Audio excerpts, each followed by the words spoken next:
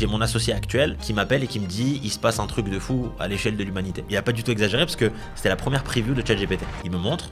Je me dis, ouais, c'est quoi ce truc de fou, c'est impossible. On a eu une sensation de vide, de se dire c'est quoi cette machine de ouf. Et une semaine après, il me dit j'ai une idée de business. Donc l'un des premiers cas d'usage business qu'on a sorti, c'est d'être capable de t'accompagner sur ton standard téléphonique en IA. T'as une IA qui répond à ta place au téléphone. Imagine, j'ai un gars là qui fume ta plateforme, tu vois. Donc si c'est 140 € par mois, est-ce qu'il peut te coûter plus de 140 €? On a des clients qui nous massacrent la plateforme, qui la rentabilisent fois 1 milliard. On n'est pas EBITDA positif depuis 4 mois parce qu'on est des fous furieux en marketing. Si juste je me calmais un petit peu, on ferait 200, 250 000, 300 000 débits par mois. Le CEO d'un gros VC nous a dit on n'a jamais vu ça.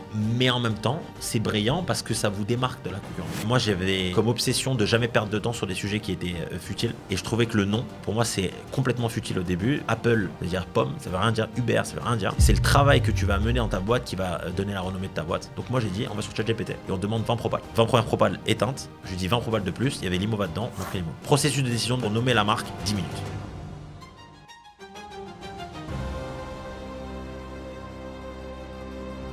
Bonjour à tous, bienvenue dans cet épisode Métier de rêve business. Aujourd'hui, on est avec Johan Drahi. Johan, tu as créé une boîte qui s'appelle l'Imova. L'Imova, ça permet d'avoir plein d'agents IA dans ta boîte. Est-ce que tu peux nous expliquer en 2 mots ce que ça fait? Tout à fait. Alors, nous, on avait une vision produit très simple, c'était de se dire quels sont les cas d'usage business qui sont chronophages, à faible valeur ajoutée, mais obligatoires.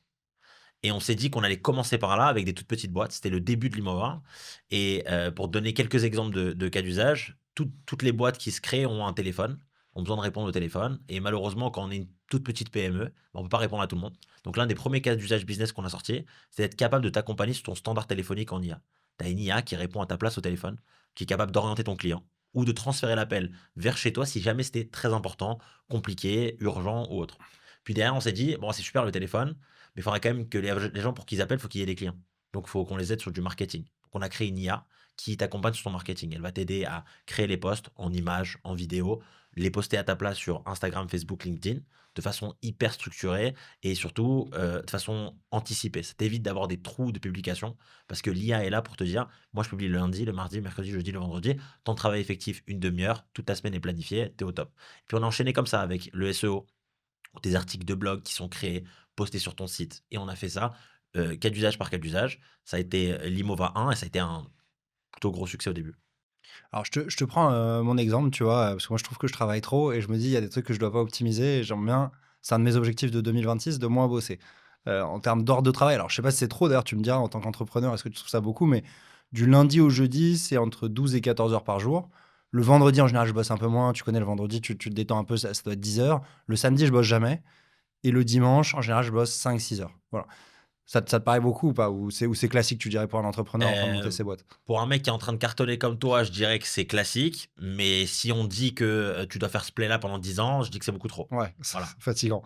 Donc avec tout ce que ça implique, quasi pas de vie privée, tout ça, tu vois? Parce que forcément, en plus de ça, il y a l'hygiène de vie de moine de, tous les jours à 22h30, j'ai le réveil qui sonne pour me coucher, pas une goutte d'alcool, faire du sport 4 fois par semaine et tout ça. Donc quand tu cumules tout ça et en plus ça te fait une certaine charge mentale aussi, De voilà. ouf. Bon bref.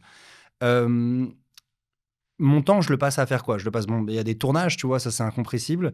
Il y a des conférences, ça pareil, tu vois? Si je prends tournage plus conférence, donc on va dire, la partie représentation, on va dire c'est 40 de mon temps. Ensuite, j'ai 3 boîtes, c'est quasiment que des meetings toute la journée, des prises de décision et tout ça. Et c'est ça qui me fait aussi parfois me coucher tard, c'est que bah, je me mets à bosser. En fait, je sais pas, je termine ma journée vers 18h30, 19h, je vais au sport, je reviens, et c'est à 20h30 que je commence à découvrir mes mails, à répondre à tous mes mails et tout ça. Et donc là, ça peut durer jusqu'à 23h, minuit parfois et tout ça. Bon, bref. Est-ce que tu vois des trucs comme ça où tu te dis, bah là, déjà, tu perds du temps, tu pourrais optimiser là-dessus? 2 obligatoires. Ouais. Premier sujet, tes emails.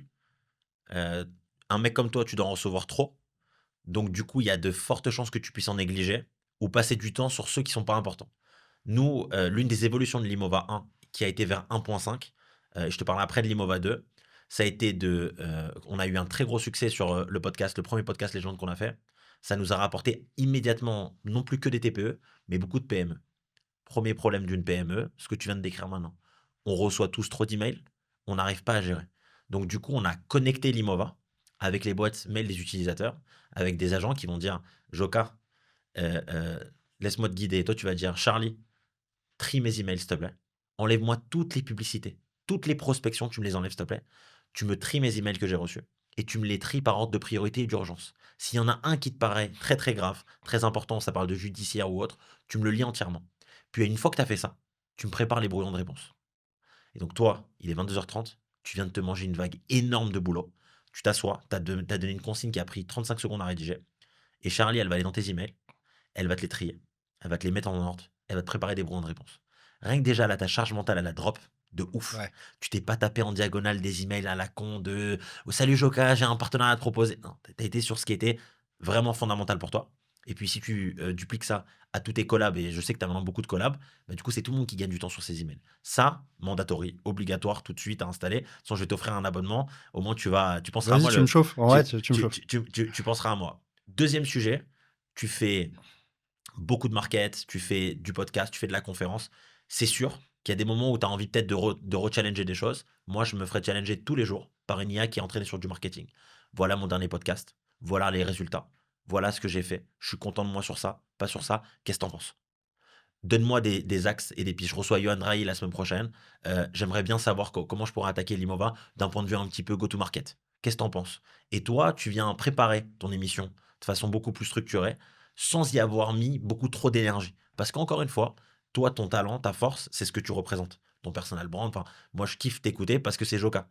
Mais est-ce que Joka, il a besoin de passer full time sur l'émission de Johan Rai? Je crois pas.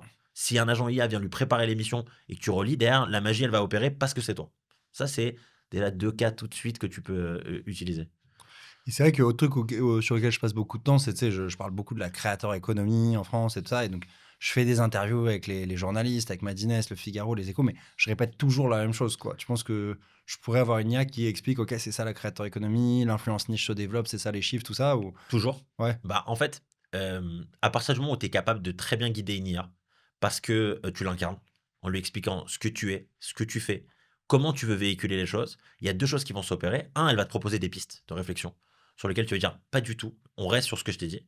Et sur ce que toi tu lui as dit, elle va parfaitement le répéter, le répliquer, avec surtout beaucoup de consistance et de constance. Une IA, si c'est bien entraîné, bien prompté, et qu'elle a ce qu'on appelle du contexte, on parle beaucoup du prompt, mais très peu du contexte. Le contexte, c'est la discussion que tu as pu avoir avec elle. Non, j'aime pas quand tu parles comme ça. Quand tu prépares mes brouillons de mail, quand tu réponds à mon avocat, tu le vous vois. Quand tu réponds à des invités, tu les tutoies. Elle va comprendre. Et au fur et à Mm. mesure de la discussion, tu vas avoir une IA qui va te ressembler, qui va t'incarner, et tu vas pouvoir lui déléguer beaucoup plus de choses comme ça. Donc, effectivement, quand tu repeats tout le temps ce genre de sujet, laisse une IA faire, ça va le faire super bien.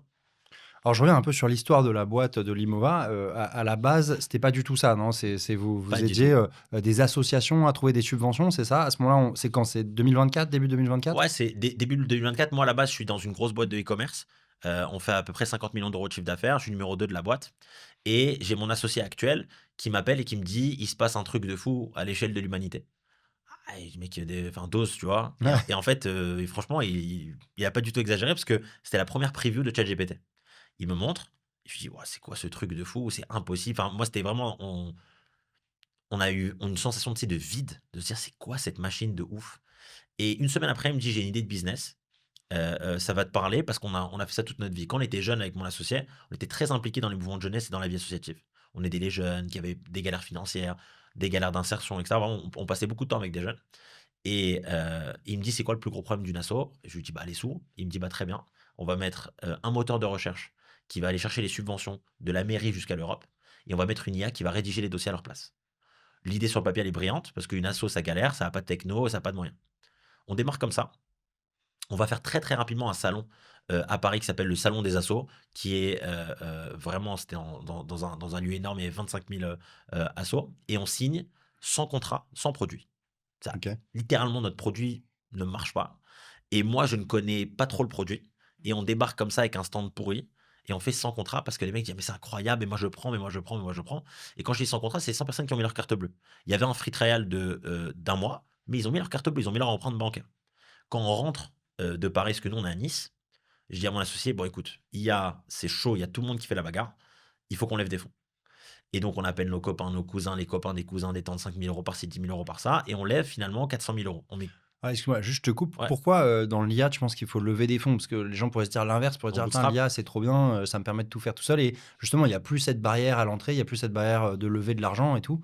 Et écoute, après coup, Peut-être que j'aurais pas pris cette décision-là, mais au moment où, on prend la décision, donc pour pas être trop résultat oriented, au moment où on prend la décision, nous, on était effrayés d'une chose. C'était qu'à l'époque, ChatGPT slash, Gemini slash Claude, puisse faire fermer des startups tous les mois. Parce que nouveaux produits, nouvelles techno, nouvelle intelligence, et cetera. Et ma conviction de Founders au début, c'était de me dire, il fallait lever pour un seul et unique sujet, c'était la vitesse. C'était pas du tout une levée pour de la techno, genre on va entraîner nos modèles, et pas du tout. C'était vraiment, je voulais qu'on aille plus vite que les autres. Donc c'est pour ça qu'on a levé à ce moment-là. Et on a fait 400 000 euros de levée, on a dilué le capital. Et il y a BPI, pour le coup, très surpris, qui a mis 250 000 euros sur la boîte en plus. Donc on avait 650 000 pour démarrer septembre 2024. On démarre avec un peu de pub, avec un peu de commerciaux. On fait des ventes, 7, 8, 10 ventes par jour. Très content de la croissance. BPI nous dit c'est incroyable, on n'a pas vu ça depuis des années sur la Côte d'Azur. Tout va très bien. Et moi, je scrolle sur Insta un soir à 3 heures du matin et je tombe sur un actuel concurrent qui lui dit leur placement, c'est des agents IA pour les entreprises. Et quand je vois la pub aux US, je dis à mon associé et à mes associés, ce qu'ils font, c'est beaucoup mieux que nous. C'est beaucoup plus malin. Il faut qu'on pivote. Alors qu'il y a, genre, aucune raison de pivoter. Et à ce moment-là, on pivote. Et Alors que ça marche bien, quoi. ça marche très bien. Ok. Genre, vraiment, littéralement, on est rentable dans le sens où les abonnements, il y a full marge, ça cartonne, on dépense pas beaucoup d'argent, on a un ROI qui est super cool. Mais juste, ma conviction à ce moment-là, et d'ailleurs, ça a fait une très grosse dispute entre founders, c'était qu'il fallait qu'on pivote. Et en gros, on faisait mourir pour ce pourquoi on avait levé 650 000 euros du jour au lendemain. Et on s'est disputé pendant 2 jours. Et après, on a été arbitré avec des personnes de notre entourage. On a interviewé 50 personnes en leur disant voilà un SaaS, voilà un deuxième SaaS. Votez. 49-1 pour le SaaS américain.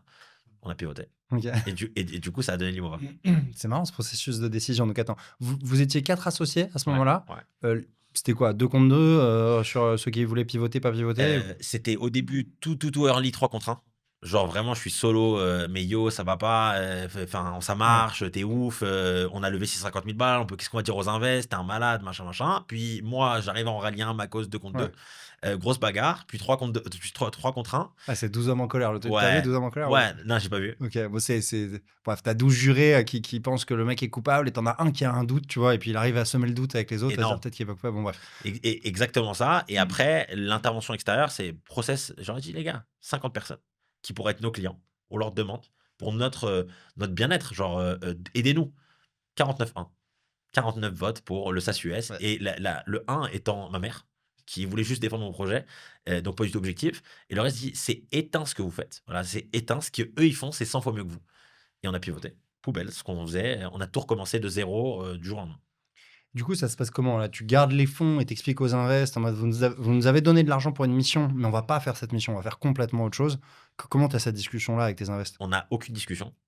C'est un des gros débats à l'époque en disant est-ce qu'on parle pas, etc. Moi, je dis écoutez, on continue de vendre le SaaS Asso, il est là, c'est un SaaS, c'est sur des serveurs, c'est déployé. On continue, on vend. Et la tech, elle arrive juste de sortir des features, elle rebuild un SaaS. C'est tout ce qu'on veut. Pour l'instant, on continue comme ça. Si jamais il y a un gros crash, on fait une discussion. Et en fait, on rebuild l'Imova. Et quand l'Imova sort, il n'y a pas de débat, c'est explosion. Vraiment, d'un coup, on passe de 7 contrats par jour à 40 contrats par jour. Plus cher, mieux, entreprise, pas de churn, all good, tu vois. Tout se passe vraiment très, très bien. Et donc là, la discussion avec les invests, elle est super simple. Au fait, on a pivoté. Ah bah bien joué, vous avez bien fait. Voilà, et c'est passé comme une lettre à la poste. Ok. Alors pourquoi ça s'appelle Limova? Cette question, elle est hyper intéressante pour 2 raisons. Un, parce que c'est hyper drôle. Et 2, parce que c'est une grosse leçon de marketing. Moi, j'avais comme obsession de jamais perdre de temps sur des sujets qui étaient futiles. Et je trouvais que le nom, contrairement à ce qu'on pourrait penser, pour moi, c'est complètement futile au début. Apple, c'est-à-dire pomme, tu vois, ça veut rien dire. Uber, ça veut rien dire. C'est ce que tu vas en faire. C'est le travail que tu vas mener dans ta boîte qui va donner la renommée de ta boîte. Donc moi, j'ai dit, on va sur ChatGPT et on demande 20 propales. 20 premières propales éteintes. J'ai dit 20 propales de plus. Il y avait l'Imova dedans. On a pris l'Imova. Ça a duré, processus de décision pour nommer la marque, 10 minutes. Mais c'était un nom de boîte comme ça ou tu donnes un peu, je sais pas, un mood board en mode ma boîte, elle est comme ça, elle est simple, il y a une tech derrière, c'est propre. Franchement, c'est salut, on fait un SaaS IA pour les entreprises. Voilà les 2-3 SaaS aux US qui marchent. Voilà les noms, voilà le mood, voilà ce qui est fait, on va dire, la DA, et cetera. Propose-moi 20 noms. Ah, nul, 20 autres, Limova, OK. Limova, Limova, Limova, tout le monde Limova? OK, Limova, go. Et c'est tout. Et je leur ai dit: «Rappelez-vous que notre marque, elle sera très, très haute parce qu'on aura bossé comme des fous. Pas parce que c'était un nom incroyable». Et Limova, tout le monde en parle maintenant et j'en suis très fier parce qu'on a travaillé comme des oufs. Alors justement, tout le monde en parle, notamment, parce qu'à un moment où tu vas passer, sur, le podcast Legend. Ouais. D'ailleurs, faut que j'arrête de faire de la pub à Guillaume Play, mais bref. Est-ce que tu peux nous raconter un peu, comment ça se passe? Et je crois que c'est un énorme pari à ce moment-là, non? Vous avez plus beaucoup d'argent dans le com sur le compte en banque et vous allez faire le pari de passer sur Legend alors que c'est assez cher. Enfin, est-ce que tu peux nous donner un peu le contexte? Écoute, on avait fait un podcast, très connu avant, qui, avait ouvert, les chakras en se disant que, un passage dans un podcast, ça pouvait ramener beaucoup de traction. Genre 4-5 fois ce que tu peux avoir sur Meta. Et donc on était prêt intellectuellement à se dire qu'un podcast, ça pouvait vraiment être un générateur de contrats, comme, n'importe quelle pub, ads pouvait générer. Parce que et tu jamais fait de podcast avant, quoi? Jamais, Ouais, ouais. jamais, jamais, Mais jamais. c'est vrai que c'est marrant, moi parfois je dis, tu vois, que je vends mes podcasts et tout, les gens me disent: «Mais c'est un podcast, tu vas payer pour passer sur un Ils podcast, sont ça» fous. et ils se rendent pas compte, quoi. Non, ils sont fous. Là, vraiment, je peux te dire à tout le monde en direct, vous êtes fous. Ouais. Un podcast, c'est énorme parce que, il y a une possibilité pour le founders d'aller apporter, de la profondeur au produit, en dehors de la tech. Il y a une profondeur qui incarne ce produit-là. C'est quoi le mindset de cette boîte-là? C'est quoi la vision produit? Et en fait, cette heure et demie que tu passes à discuter avec un mec comme toi qui a une grosse XP, reconnu par pas mal de ses pairs, bah, ça vient apporter un espèce de tampon de validation à la boîte qu'on sous-estime énormément. Contrairement à, je te dis une bêtise, pourquoi on paierait quelqu'un qui serait un acteur UGC et pourquoi on paierait pas un podcast? Ouais, Tu ouais. vois, ça a aucun sens. Il y en a un, il a 45 secondes pour convaincre. Là, on a 1 heure et demie avec le founders où on échange, tu vois, c'est beaucoup plus smooth. Mais tu pas le premier à parler de ça et moi je te coupe et après Mais je te laisse reprendre, mais avec plaisir.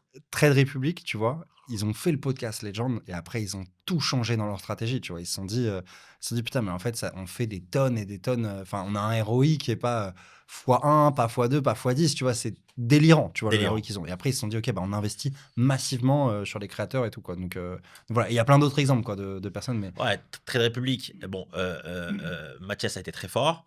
Legend, on en parle après, c'est Mutant. Le produit est très fort, mais ce qui est sûr, c'est que, intellectuellement parce que déjà, il y a un truc qu'il faut vraiment, rappeler, c'est qu'il y a eu une trend influence qui a été vraiment salie. L'influence et placement de produits à la con et cetera, c'est un scam, c'est un ci, c'est un ça. Pas du tout. Quand moi je viens chez toi, je parle pas à un influenceur je parle à quelqu'un qui est reconnu, qui, est expert, qui est écouté, suivi pour ce qu'il dit. Quand je vais discuter, avec Guillaume Pley, il est reconnu, comme étant, celui qui a reçu Nicolas Sarkozy, tu vois? Pour ne pas le citer. Et en fait, il y a eu ce moment, je pense, pour les boîtes qui se sont dit, «L'influence, je sais pas trop» et cetera. Et moi, je dis à tout le monde: «Mais vous êtes fous, c'est incroyable, c'est extrêmement fort, il faut y aller». Et donc si tu veux, nous, on a fait un premier podcast qui a cartonné, donc ça nous a ouvert les chakras. Et 2 semaines avant enfin 1 mois avant la prise de décision de faire Legend, nous, on décide de lever, 3 000 000 €. Et donc on démarre, on en parlera après, avec des VC, ça se passe moyennement bien.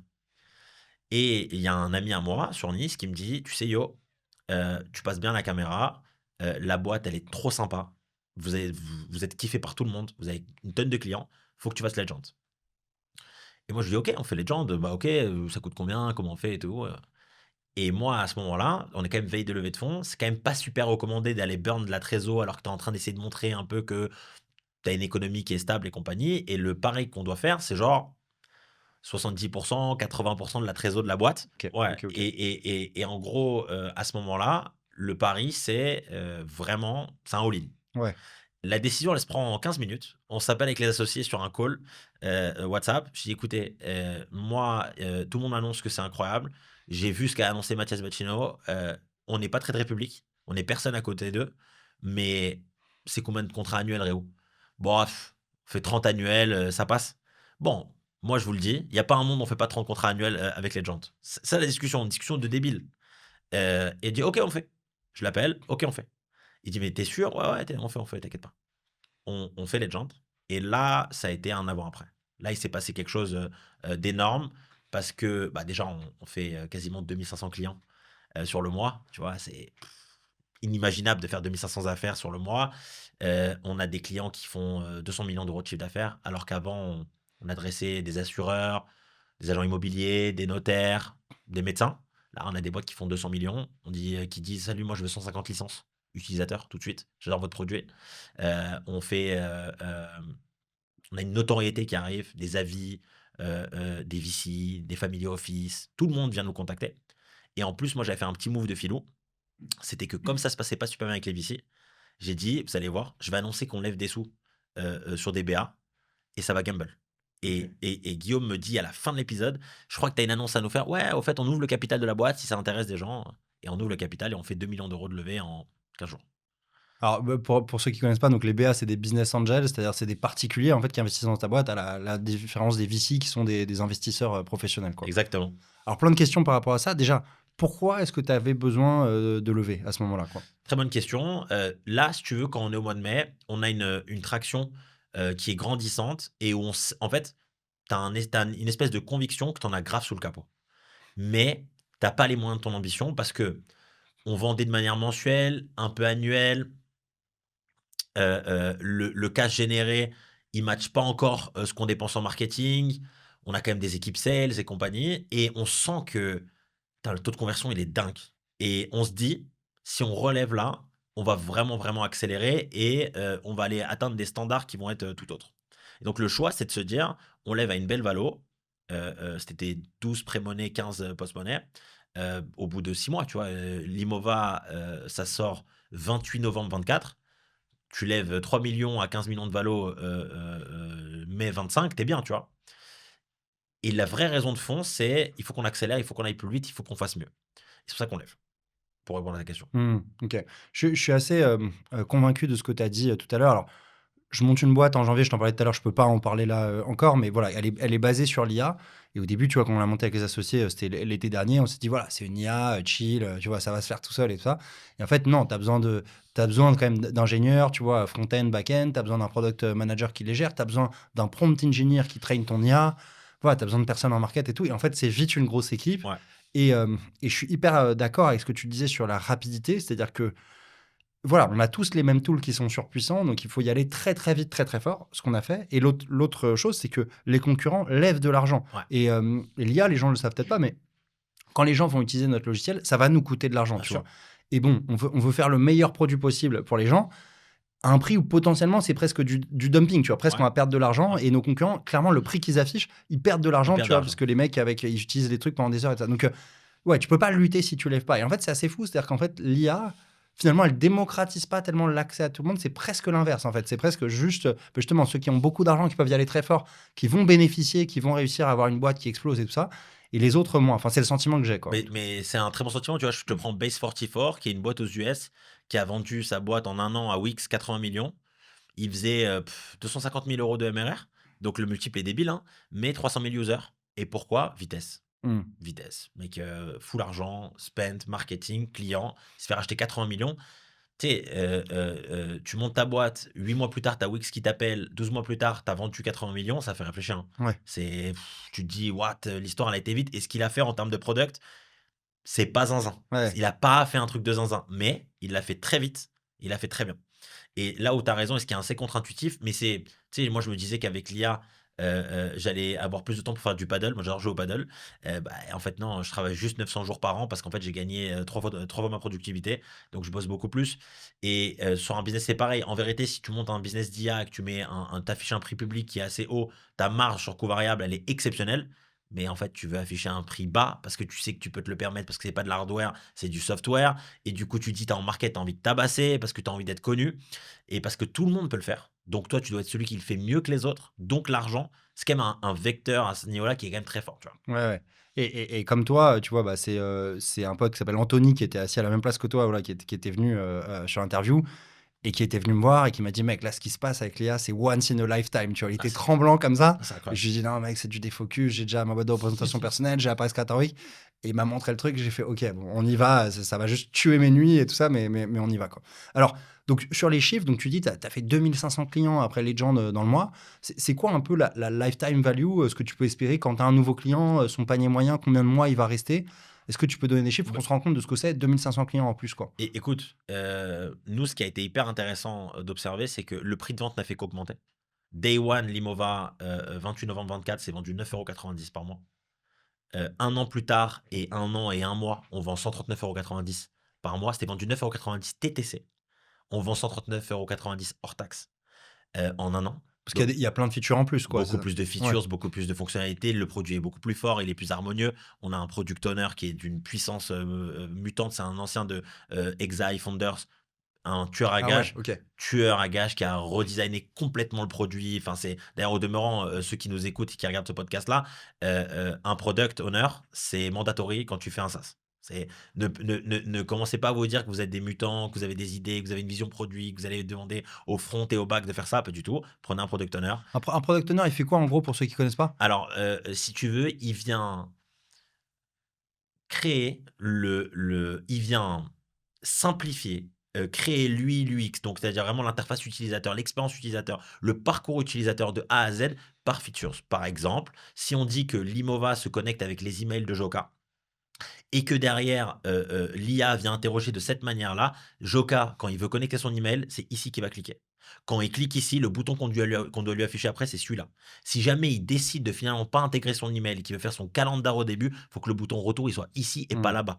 Et il faut que ce soit smooth comme ça. Et puis si jamais Joca il veut inviter un collaborateur à bosser avec lui dans l'Imova, le collaborateur il doit avoir un lieu, il doit avoir accès à telle et telle data, mais pas cette data-là, parce que Joca est owner et en étant propriétaire de l'Imova, il doit avoir plus de choses que le membre qui vient de rajouter. Ces petites finesses-là qu'un bourrin comme moi ne peut pas comprendre, bah, quand tu fais un produit, ça change tout. Et c'est quoi juste le profil? Parce qu'il y a aussi des gens plus jeunes qui nous écoutent et que voilà, qui sont intéressés aussi d'une thématique, carrière, tu vois? C'est quoi le profil d'un product owner? C'est un ingénieur, le gars, à la base? C'est plus un commercial? C'est Non, c'est vraiment plus un ingénieur qu'un commercial, OK. parce qu'il a une vision vraiment parcours utilisateur, heu, architecture produit, qu'un sales va pas comprendre. Moi, j'ai plus une appétence sales Ouais. en te disant: «Je vais te dire, Joca, les 3-4 douleurs que je vais régler avec Limova et c'est pour ça que tu vas t'abonner et que tu vas t'abonner 5 ans avec moi». Ça, je vais être, le bon interlocuteur pour toi, mais Greg, pour ne pas le nommer, lui, il va être capable de te dire: «Joca, quand tu t'es abonné, c'est ça que tu vas voir. Ici, là, puis ça. Et attends, maintenant, Johan, il m'a demandé avec Reuven et les autres associés avec Ariel que l'Imova fasse des automations.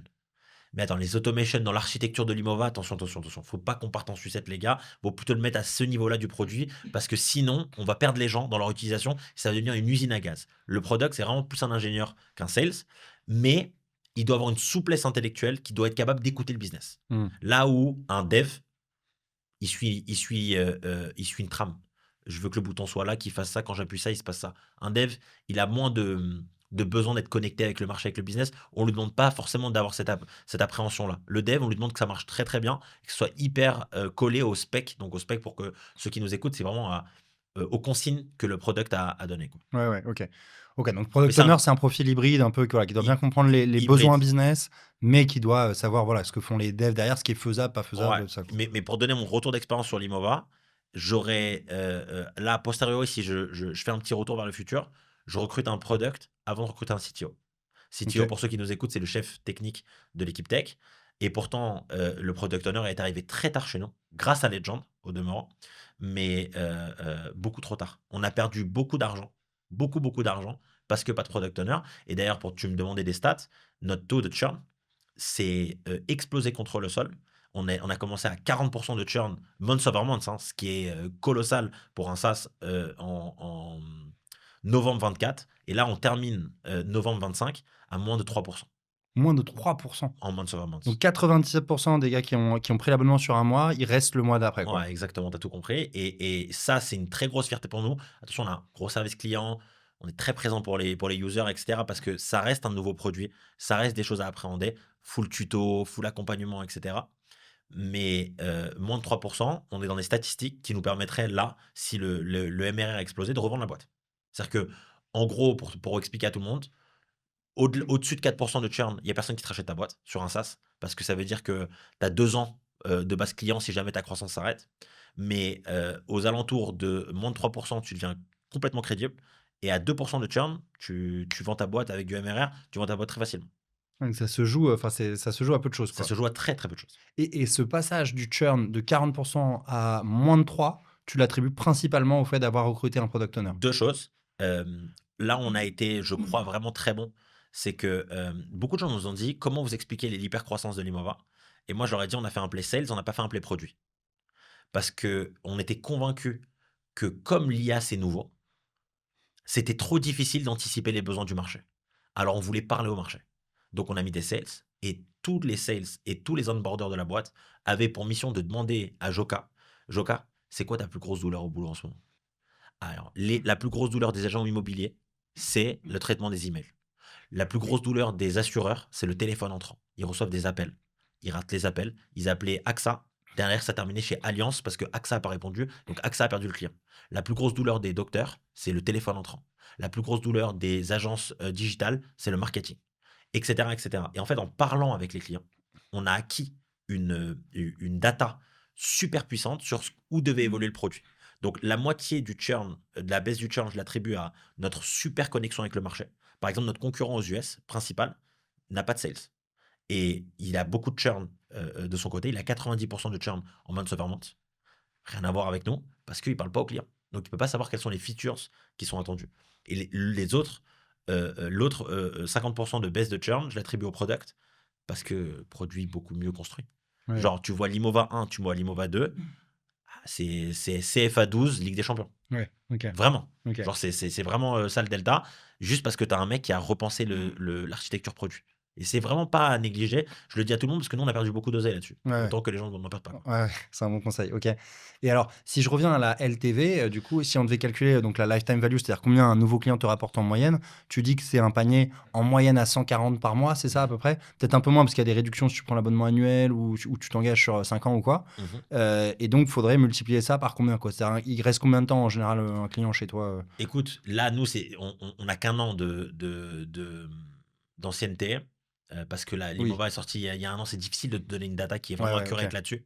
Ce que je peux te dire, c'est que au regard de la trajectoire de la baisse de churn, qui est quand même violente, 40% ou 3% quoi, en un an, on peut considérer que je pense que la moyenne va être,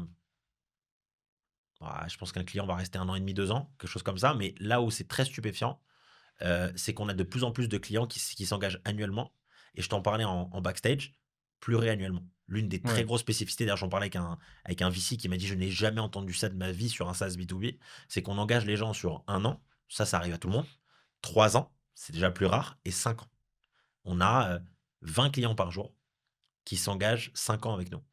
Et Heu, c'est quoi l'avantage de t'engager 5 ans, en gros, pour un client, quoi? C'est que bon, il a un prix un peu moins plus faible? il a un prix plus faible, il a plus d'avantages produits. Nous, on a des produits qu'on dit premium. Je te prends un exemple pour un mec comme toi. Parce que moi, je vais t'offrir l'Imova, mais je vais t'offrir une autre partie dans l'Imova. Je vais t'offrir ce qu'on appelle Charlie Plus. Charlie Plus, c'est quoi? C'est l'extension de l'Imova, de l'app, sur WhatsApp. OK. Par exemple, toi, tu es en train, on vient de finir le podcast. Tu pars te faire un café. Tu mets une note vocale dans Charlie Plus en disant: «Salut Charlie, tu peux me donner mes 2 rendez-vous de demain, s'il te plaît? Enfin, donne-moi mes rendez-vous de demain». Tu finis ta note vocale, ton café est cool, elle te répond: «Salut Jocaris, tu as, ça, ça, ça, ça, ça et ça comme meeting». Tu remets une note vocale: «Annule-moi le 1er rendez-vous, déplace-moi le 2 et le 3 à après-demain, s'il te plaît, 14h. Envoie un email pour prévenir quand même». Ouais. Tu appuies sur lecture, ça envoie le message, et elle envoie les mails, elle te change ton agenda, tu étais en train de te faire un café. Ça, c'est une feature Ouais. qu'on propose aux gens qui s'engagent, qui sont plus premium, et cetera. Le troisième avantage, c'est que tu bloques ton prix. Les gens, ils ont été effrayés, et je comprends, hein. L'Imova 9,90 € en novembre 24, 139,90 € hors taxe en novembre 25. Bon, bah, le prix il va monter, c'est normal parce qu'en fait, notre produit devient meilleur, il fait plus de cas, de cas d'usage, et c'est logique, quoi. En fait, c'est un business. Et nous, on dit aux gens: «Je te baisse ton prix et je te le bloque 5 ans». Whatever, c'est-à-dire mon produit, il t'emmène sur Mars, c'est 90 € par mois. OK. Et ça, les gens, ça les rassure. Parce que, tu sais, quand ils ont testé le produit, ils ont la trust de la boîte, ils ont la vision un peu des founders. Moi, il y a plusieurs clients qui me disent: «Mais moi, je suis OK de rester 5 ans avec vous. De toute façon, moi, je préfère vous donner mon argent que donner, aux US ou ailleurs. Donc je suis derrière vous à 100%. C'est une partie, j'ai pas l'argent pour donner des fonds dans votre capital, mais je paye votre abonnement, je soutiens la cause». Et alors, on est devenu une cause, tu vois? Ouais, ouais. Alors qu'aucun rapport, c'est un produit. Et donc, on a quand même 20 clients par jour qui s'engagent 5 ans, c'est énorme pour nous, tu vois? Et puis nous, on encaisse upfront les 5 années. Ce qui change beaucoup, toi qui parles beaucoup d'économie, de trésorerie, et cetera, nous, en trésor, ça change tout, hein. Ouais, C'est-à-dire ouais. que tu encaisses, les 5 années de l'abonnement fois 20 clients par jour, bah, tu as un input de trésor de 80-90-100 K, hors taxe par jour. Bah, ça te permet d'aller faire beaucoup d'opérations marketing. Alors tu disais donc que tu avais commencé à avoir, des VC avant, les Legend. Du coup, bon voilà, sur ton passage, ton premier Legend, ça a cartonné. Qu'est-ce qui s'est passé avec ces VC? Ils sont revenus te voir, et ça s'est passé comment? Pour te retracer quand même, c'est important d'en parler. On a fait genre 50 meetings avec des VC français et une dizaine de meetings avec des VC, UK, US. OK. Heu, 50 des VC français sont très, très mal comportés avec nous. Vraiment très mal comportés. Je vais te donner des anecdotes sympas.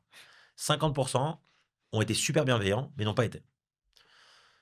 Quand on a parlé, et je reviendrai sur les VC français, quand on a parlé avec des VC UK et US, c'est exactement comme si, pour moi, toi, tu es sapeur-pompier en France et je te croise aux États-Unis, tu es sapeur-pompier aux US et moi, j'ai le sentiment que tu ne fais pas du tout le même métier. Pas le même travail, pas la même cause. Moi, j'ai été éduqué en France, les pompiers, ça éteint le feu et là, d'un coup, toi, le pompier, ça met le feu. Aucun rapport, Ouais. opposé en tout point. Pour te donner un ordre d'idée, les VC français nous disaient: «Votre churn quand même, hein, c'est un peu costaud». En mai, on devait avoir, 8 9 tu vois? «Ah non, mais là, les gars, vous êtes pas du tout». Des phrases comme ça. UK, US: «Non, mais on s'en fout du churn là. Votre croissance, elle est comme ça, c'est parfait. Nous, on s'en fout de votre churn. Vous allez» il y a une VC qui était prête à mettre un énorme ticket entre 7 et 8 millions sur nous, alors que nous, on levait que 3. Et elle était déçue qu'on lève que 3. Déjà, elle comprenait pas pourquoi on levait que 3. Elle dit: «Mais c'est quoi cette levée ridicule, mais les mecs, réveillez-vous, OK. quoi, genre, enfin, et soyez ambitieux». Et nous, on lui dit: «Non, mais attends, c'est compliqué». «Non, mais il y a rien de compliqué. Vous me dites là, vous levez 15 millions, moi je mets 8. On y va, on n'y va pas?» «Non, mais pas tout de suite et on discute», bref. Et elle te dit: «Mais nous, on s'en fout de votre churn parce que vous allez trouver de toute façon une manière de le régler. Sinon, votre boîte, elle va mourir. Donc moi, je suis là pour te donner de l'argent et l'argent, tu vas trouver le moyen de régler ton churn». Là où le VC français te dit: «Moi, je te donne pas d'argent parce que tu as du churn». Tu vois le mindset? Ils font le même métier, hein. Ouais, Juste, ouais. ils ont un décalage, horaire, tu vois? Mais ils font le même métier et En donc gros, le VC français comprend pas la notion de risque, quoi. Il comprend non, il pas, dit: «Je comprends pas, moi, il y ouais. a du churn, ça me parle pas». Et pourquoi je suis mal comporté? Parce qu'on a quand même eu des VC français qui ont eu des mots très durs. Votre play est ridicule. Vous faites un play horizontal, ça marchera jamais. Vous allez vous adresser à des TPE, des PME, ça n'a aucun sens. Il faut aller voir des grands groupes. Vos petits côtés personnages animés, je trouve ça vraiment puéril. On a eu vos datas sont fausses. Moi, Ouais. j'ai un hurlement à 23 heures. Je reçois un email d'un mec qui me parle: «Salut, Johan, on a rendez-vous demain pour notre call. Merci de faire le ménage avant ce call». OK. Je l'appelle. Je lui dis: «Tu parles à qui mec? Genre, tu ouf?» Et il me dit: «Non, mais moi j'ai entendu des vertes et des pas mûres sur vous». «Mais de quoi tu parles?» Ouais. Je lui dis: «Tu fait une due deal avec moi?» Pour expliquer à tout le monde ce que c'est une due diligence, c'est genre une vérification, tu vois? Un audit financier. Il me dit: «Non, j'ai pas fait de due deal». Je fais: «Alors, comment toi tu peux dire que mes datas sont pas vraies? Donc bouge pas une seconde. Je t'envoie Google Meet». Google Meet, je fais partage d'écran comme ça à 23h30 dans Ouais. mon salon, en pyjama, tu vois? Et je partage mon Stripe et je lui fais: «Regarde, Stripe, tu vois en haut l'URL? Actualisé». Il me dit: «OK. Ah, vous faites beaucoup quand même?» Je lui dis: «Ouais». Il me dit: «Mais moi, j'ai eu 4 calls qui m'ont dit de pas investir chez vous parce que, vos chiffres étaient pas vrais». Je dis: «Mec, mais tu te rends compte quand même de ce truc?» Donc tu as des VC qui sont appelés les uns aux autres en disant: «Faut pas mettre de l'oseille dans l'IMOVA». Nous, on a vu ça avec On le sait, on a dit: «Stop, on arrête». Legend, succès et machin et on a eu une tonne de VC qui nous ont rappelés, une tonne, dont les 50 qui s'étaient mal comportés. Au revoir, même pas en rêve. Ceux qui se sont bien comportés, on est en train de discuter avec eux. Ils sont hyper impressionnés par l'attraction, hyper impressionnés par la croissance. Il y a le CEO d'un énorme VC européen qui veut mettre de l'argent perso dans la boîte et qui a poussé un membre de son équipe à venir nous contacter. Donc, il vient à Nice nous voir en janvier. Trop, trop belle success story de ce côté-là. Et vraisemblablement qu'on va lever avec eux. C'est ouf, on voit vraiment l'importance du marketing. Tu vois, j'avais, Éric Larchevêque qui est venu au micro, tu vois? Et qui disait, dans le monde actuel, en fait, le marketing est devenu le plus important, quoi. C'est-à-dire qu'avec l'IA, on a la capacité de faire un produit 8 sur 10, tu vois, 7, 8, 9 sur 10, mais ce qui va faire la différence, c'est le marketing, tu vois? Ouais, Là où, il y a 20 ans, il y a 30 ans, tu vois, c'était le produit, quoi, tu vois? Genre 100%. le Apple, tu vois, c'est C'est bon le après ils ont produit. un très bon marketing aussi, Ouais, mais ouais. tu vois, c'est Non, le mais produit mettait tout le monde d'accord, quoi. ouais et puis, en fait, il y avait une telle barrière à l'entrée technique où, si tu avais pas les bons ingés, tu faisais pas le bon produit, tu étais cuit, en fait. Tu parles de, Apple, on peut parler, de Facebook, on peut parler de Google, on peut parler de tout ce que tu veux. Là, aujourd'hui, on est dans un play de qui, exécute le mieux et qui représente le mieux sa boîte. Là, dans notre secteur d'activité, on a été copié par une quinzaine d'acteurs en France. qui ont copié nos noms, qui ont copié le nom des agents, qui ont fait des features comme nous, qui ont copié le website, qui ont tout fait, tu vois. Mais mec, enfin, c'est nous qui sommes dans le métro, c'est nous qui sommes sur TF1, c'est nous qui sommes sur W9, c'est nous qui sommes chez toi, chez Legend, etc. Donc, ils peuvent copier ce qu'ils veulent. Ça reste un produit, mais nous, on fait mieux parce qu'on a l'aura de la boîte, tu vois, derrière. Je reviens un peu, sur le produit. Bon, je pense que tu as bien expliqué ce que faisait le produit aujourd'hui. Est-ce qu'il y a d'autres features dont tu veux parler? Et surtout, tu parlais de l'Immova 2.0. Est-ce qu'il y a des nouvelles features qui Ouais. arrivent? Il y a 2 semaines, on a sorti l'Immova 2. Ça a été, grosse bascule produit parce que ça a été le 1er produit où Greg, a tout designé de A à Z. Où il est pas venu réparer des choses. Il a tout construit. Donc, ça a été un reset du SaaS. Là aussi, c'est une grosse prise de risque parce que tu sais, un SaaS qui fonctionne, qui avait, ses 7-8 000 clients, là on en a 10 000, mais qui se battent sur un logiciel et tu reset tout, c'est chaud, tu vois? C'est pas une mise à jour. On a restart le SaaS. Après ça fait beaucoup de bien parce que ça a été, nouvelle interface complètement pensée par un product. Comment tu fais ça? Ça déconnecte pas toutes les personnes? Enfin, c'est facile à faire, En gros, ça a juste déconnecté les intégrations, donc ton ouais. Google, ton calendar, etc. Le reste, est resté en l'état. Ils se sont juste reconnectés avec un OAuth, tu vois? Se connecter avec Google comme tu peux le faire 50 fois OK. par an sur des sites. Ça a pas gueulé quoi, genre, Ça ça a va? gueulé. Un peu. Moi, j'avais l'habitude de faire comme ci, moi, j'ai l'habitude de faire comme ça. All in all, les gens sont bien plus contents. On a beaucoup plus de messages de: «C'est incroyable la mise à jour» Ouais. que de «Ça gueule» et ça gueule parce que c'est la vie, tu vois? Tu Ouais, as beaucoup de ouais. clients, moi, j'avais mes habitudes et cetera. Là où il y a la plus grosse feature ce qui est sorti, c'est la partie workspace. C'est-à-dire que nous, on a une approche en se disant: l'Immova 1, c'était le produit pour les TPE.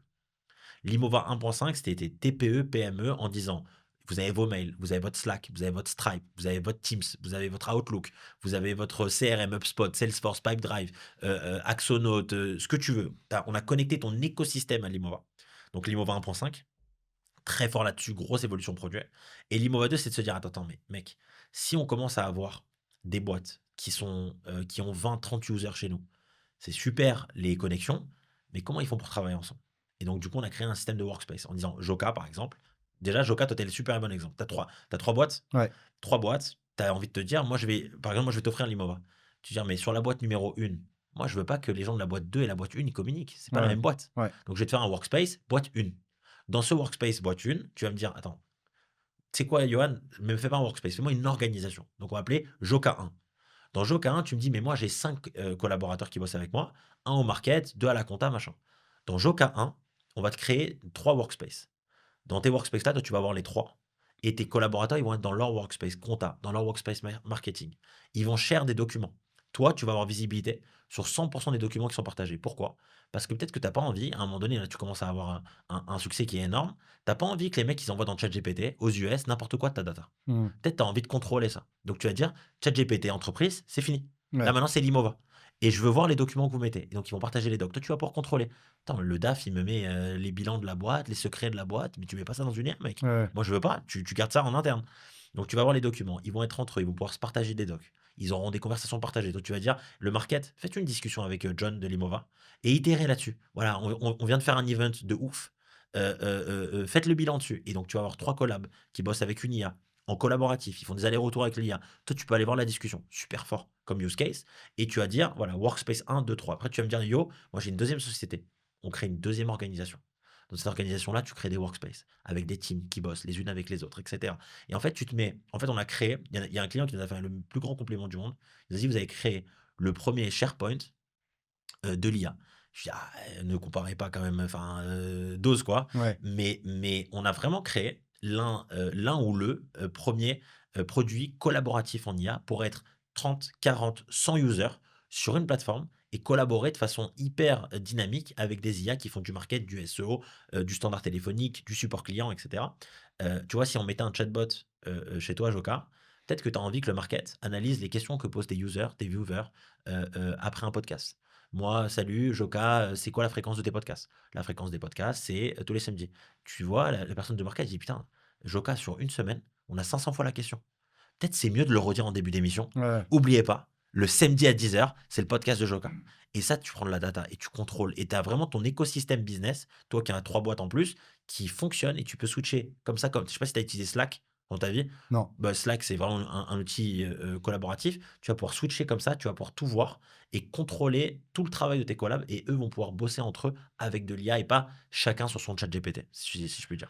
C'est vrai que je pense que tu as un gros business à faire avec les créateurs de contenu, voilà, qui embauchent, là, on révélait les chiffres à la Paris Rhétorique, mais bon, qui créent des tonnes d'emplois, qui ont tous des petites boîtes et tout, qui ont leur boîte de représentation personnelle ou qui ont d'autres business, tu vois, comme moi, je peux avoir la Paris Rhétorique ou la troisième boîte. Ouais. Euh, Parce que bah, tu as le nombre de DM LinkedIn, là, tu vois, là, j'ai checké, j'ai un retard, j'ai genre 100 DM LinkedIn à répondre, tu as les DM sur Insta, sur TikTok, enfin, tu les as tous les commentaires de tes vidéos YouTube où tu n'as pas forcément le temps de répondre, tu vois, et il y a plein de fois où effectivement, c'est la réponse automatique, ah bah, pour une collab commerciale, écris à contact@jocaris.fr pour tel truc, machin, donc ouais, je pense qu'il y a des choses à faire, Il quoi. y a beaucoup à faire et puis là, nous, une des features, on a créé un chatbot qui répond sur ton site. On a créé un chatbot qui répond sur un WhatsApp en disant, par exemple: «Vous avez des questions sur le podcast de Joca, vous avez des questions sur ma nouvelle boîte, parlez à ce numéro». Toi, tu entraînes un chatbot qui est sur WhatsApp. Moi, Yo, j'ai envie de parler à ton chatbot, je peux lui parler, c'est cool. Mais l'une des grosses features qui sort, c'est Messenger et Instagram parce que tu reçois trop de DM et tu pas envie de recevoir un DM automatique. Tu as envie d'avoir une conversation. Et donc, Ouais, nous, on va entraîner Joca IA ouais. sur Insta. Et moi, je vais DM Joca et c'est Joca IA qui va me répondre. Et déjà moi, en tant que client, je vais me sentir moins lésé. Et toi, Joca, la data que tu vas récupérer sur la question de tes users, parce que d'ailleurs, tu vas aller extraire la data, tu vas aller la mettre dans l'IA en disant maintenant, fais-moi un résumé des 500 dernières conversations, donne-moi un peu de data. Toi, tu vas te poser, tu vas recevoir un résumé, tu vas dire, putain, les gens, ils se posent ça comme question sur moi. Les gens, ils se posent vraiment ça comme question, mais en fait, j'étais à côté de la plaque. Ouais. C'était ça, c'est ça, ça que les gens veulent. Toi, tu dis, bah, parlez avec mon IA, demandez des choses, proposez des projets, peu importe ce que tu fais, tu vois. Et c'est là où l'IA est super forte, c'est qu'elle peut absorber un nombre de data qui est énorme et te faire un résumé en 1 minute. Ça, ça, ça a pas, ça a très très peu d'équivalent dans le monde, de pouvoir stocker autant de data et de faire un résumé en quelques secondes de toute cette data-là accumulée. C'est super riche. Ça te coûte de l'argent, les gens qui utilisent. Imagine, j'ai un gars là qui veut, il fume ta plateforme, tu vois, il est là 24/7, machin et tout, genre il peut. Donc si c'est 140 euros par mois, est-ce qu'il peut te coûter Oui, plus de oui, 140 oui, oui. euros? Ouais, Oui, oui. Nous, on a commencé au début avec un play en disant, on pourrait très bien tout standardiser. ouais. En disant, c'est tant de tokens ici, c'est tant de tokens là-bas, c'est tant d'images, tant de vidéos. Avec mon associé, on a toujours voulu se dire, on ne limitera que quand on considérera que c'est dangereux pour l'entreprise. Ça n'a jamais été dangereux pour l'entreprise, mais on a des clients qui nous massacrent la plateforme, qui Ouais. la rentabilisent fois 1 milliard, quoi. Vraiment, ils nous déchirent la plateforme. Bah, pour donner un ordre d'idée, il y a un mec qui a refait tout son site internet à coup d'images et de vidéos générées en IA. Et les images et les vidéos en IA, ça coûte cher pour nous Ouais. en coût de token. Mais c'est fine parce que, all in all, sur les 10 000 clients qui payent, on est rentable. Et- Là, on pourrait être là, on n'est pas EBITDA positif depuis 4 mois parce qu'on est des fous furieux en marketing. Si juste je me calmais un petit peu, on ferait 200, 250 000, 300 000 débits par mois. Pour ceux qui nous écoutent, les bidas, ce serait un espèce de résultat net positif à la fin du mois, quoi. Et tu peux rappeler pour ceux voilà, qui n'utilisent pas forcément l'IA, pourquoi ça te coûte de l'argent, quoi? C'est quoi les fameux coûts de token et c'est quoi le large language model que tu peux utiliser derrière, quoi? Très bien, très bonne question. Alors, nous, contrairement à tout ce que tout le monde pense, je le vois beaucoup en commentaire. Oui, on a un wrapper. Pour expliquer ce qu'est un wrapper, on n'est pas un modèle fondamental.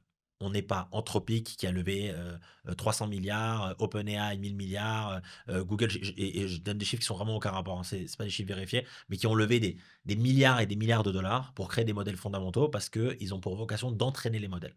Donc, dans des centres de data qui entraînent leurs Mmh. modèles et qui coûtent des milliards et des milliards et des Et ils milliards. perdent énormément d'argent, quoi. Ils perdent énormément d'argent, ils perdent du cash pour l'évolution de l'humanité. Ouais. Voilà la cause. Nous, avec nos 5 millions d'euros levés, on ne tiendrait pas 1 minute à entraîner des modèles. Donc, nous, on n'entraîne pas de modèles. Nous, on s'adosse à un modèle fondamental. Et de ce modèle qu'on exploite, on vient y créer une architecture B2B friendly. Nous, on considère que, par exemple, ChatGPT fait super bien le taf en B2C. Ma recette de cuisine, mon voyage, mon resto, corriger mon SMS pour le bon anniversaire de la famille, là, tout ce que tu veux. En B2B, les cas d'usage business sont limités. Nous, quand on te dit, tu connectes tout ton écosystème d'entreprise, ChatGPT ne le fait pas. Tu peux pas Mmh. connecter ton CRM, puis ci, puis ça. Quand on te dit, tu as une IA qui répond au téléphone à ta place, à tes clients, en même temps, par exemple, tu as 15 clients qui appellent Joca Company. Les 15 clients, l'IA répond aux 15 en même temps. Elle répond à l'information, elle transfère l'appel si tu as besoin. Ça, il n'y a pas ça dans ChatGPT, dans Claude ou dans Google. Les IA de Claude, Google et OpenAI te permet d'utiliser ce genre de technologie. Mais si tu es abonné à ChatGPT, tu n'as pas une IA qui répond à ta place. Tu n'as pas une IA qui poste sur les réseaux sociaux. Elle peut te créer un post, peut te créer une image, mais il faut que tu copies l'image, il faut que tu copies le post, que tu ouvres LinkedIn, que tu ouvres Instagram et que tu ailles poster. Nous, dans l'Imova, tu postes depuis l'Imova. Donc, tu gagnes du temps à chaque aspect. Pour expliquer à tout le monde ce qui coûte de l'argent, nous, on s'adosse à des modèles fondamentaux et à des modèles d'images ou de vidéos, etc.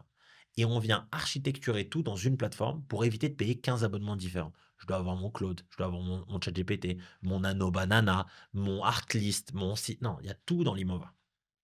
Et ce qui coûte, c'est le use du client en disant, nous par exemple, on passe pas par OpenAI, on passe par Anthropic. On considère, spoiler alert, que Anthropic, donc Claude AI, est beaucoup plus fort que OpenAI, ChatGPT. C'est pas connu parce que ChatGPT déjà suffit largement au commun des mortels en B2C, mais quand on rentre dans des cas d'usage B2B, par exemple le tien, t'as pas envie que ce soit juste le commun des mortels. Tu veux le meilleur pour ta boîte. Et le meilleur pour ta boîte, au moment où on se parle, c'est Anthropic. C'est le modèle le plus intelligent, le plus fort pour des cas business complexes. Donc nous, on s'adosse à Anthropic. Ça, déjà, c'est un coût. Quand Jocaris utilise Limova, Limova fait appel à Anthropic. Donc, tu me coûtes de l'argent. Mais toi, tu me payes parce que tu as un abonnement. Maintenant, tu décides de générer une image dans Limova. Nous, le meilleur modèle d'image du moment, c'est Nano Banana Pro. Donc, on va se connecter à Nano Banana Pro pour te permettre de faire une image. Et derrière, on va être connecté avec LinkedIn, ça c'est gratuit, pour aller poster sur LinkedIn. Et en fait, on fait, tu vois, un espèce de, je récupère une demande, je vais créer une réponse, créer une image, poster là où il faut. Et donc, on crée vraiment un espèce de, si on devait donner un exemple footballistique, on est un peu les numéros 10. On vient de distribuer le jeu. L'autre élément qui est hyper important, Joka, de rappeler, c'est que nous, on enlève une pression au patron qui est énorme. Si toi, je te dis à toi, Joka, c'est quoi la meilleure IA pour prospecter? C'est quoi la meilleure IA pour l'image? C'est quoi la meilleure IA? Tu vas me dire, hey yo, moi, c'est pas mon métier. Moi, parle-moi de d'EBITDA, parle-moi Ouais. d'investissement, parle-moi de personal branding, parle-moi de podcast, tu vas être fort. Mais les IA, c'est pas ton métier. Et moi, je viens de dire aux clients, laissez-nous sourcer les meilleurs modèles du moment. On va les sourcer à votre place. On va les mettre dans notre architecture et on va créer des cas d'usage business qui n'existent pas dans les IA. Nous, on peut automatiser une prospection sur LinkedIn. Tu vas aller ajouter 1500 personnes sur LinkedIn. En automatique, tu touches plus à rien. Tu as mis VC, créateur de contenu, banque, immobilier, assurance, que tu veux. Ça te sort 1500 personnes, tu les ajoutes dans une boucle. Ton IA, elle va aller ajouter, se connecter. Ton réseau LinkedIn va faire que grossir.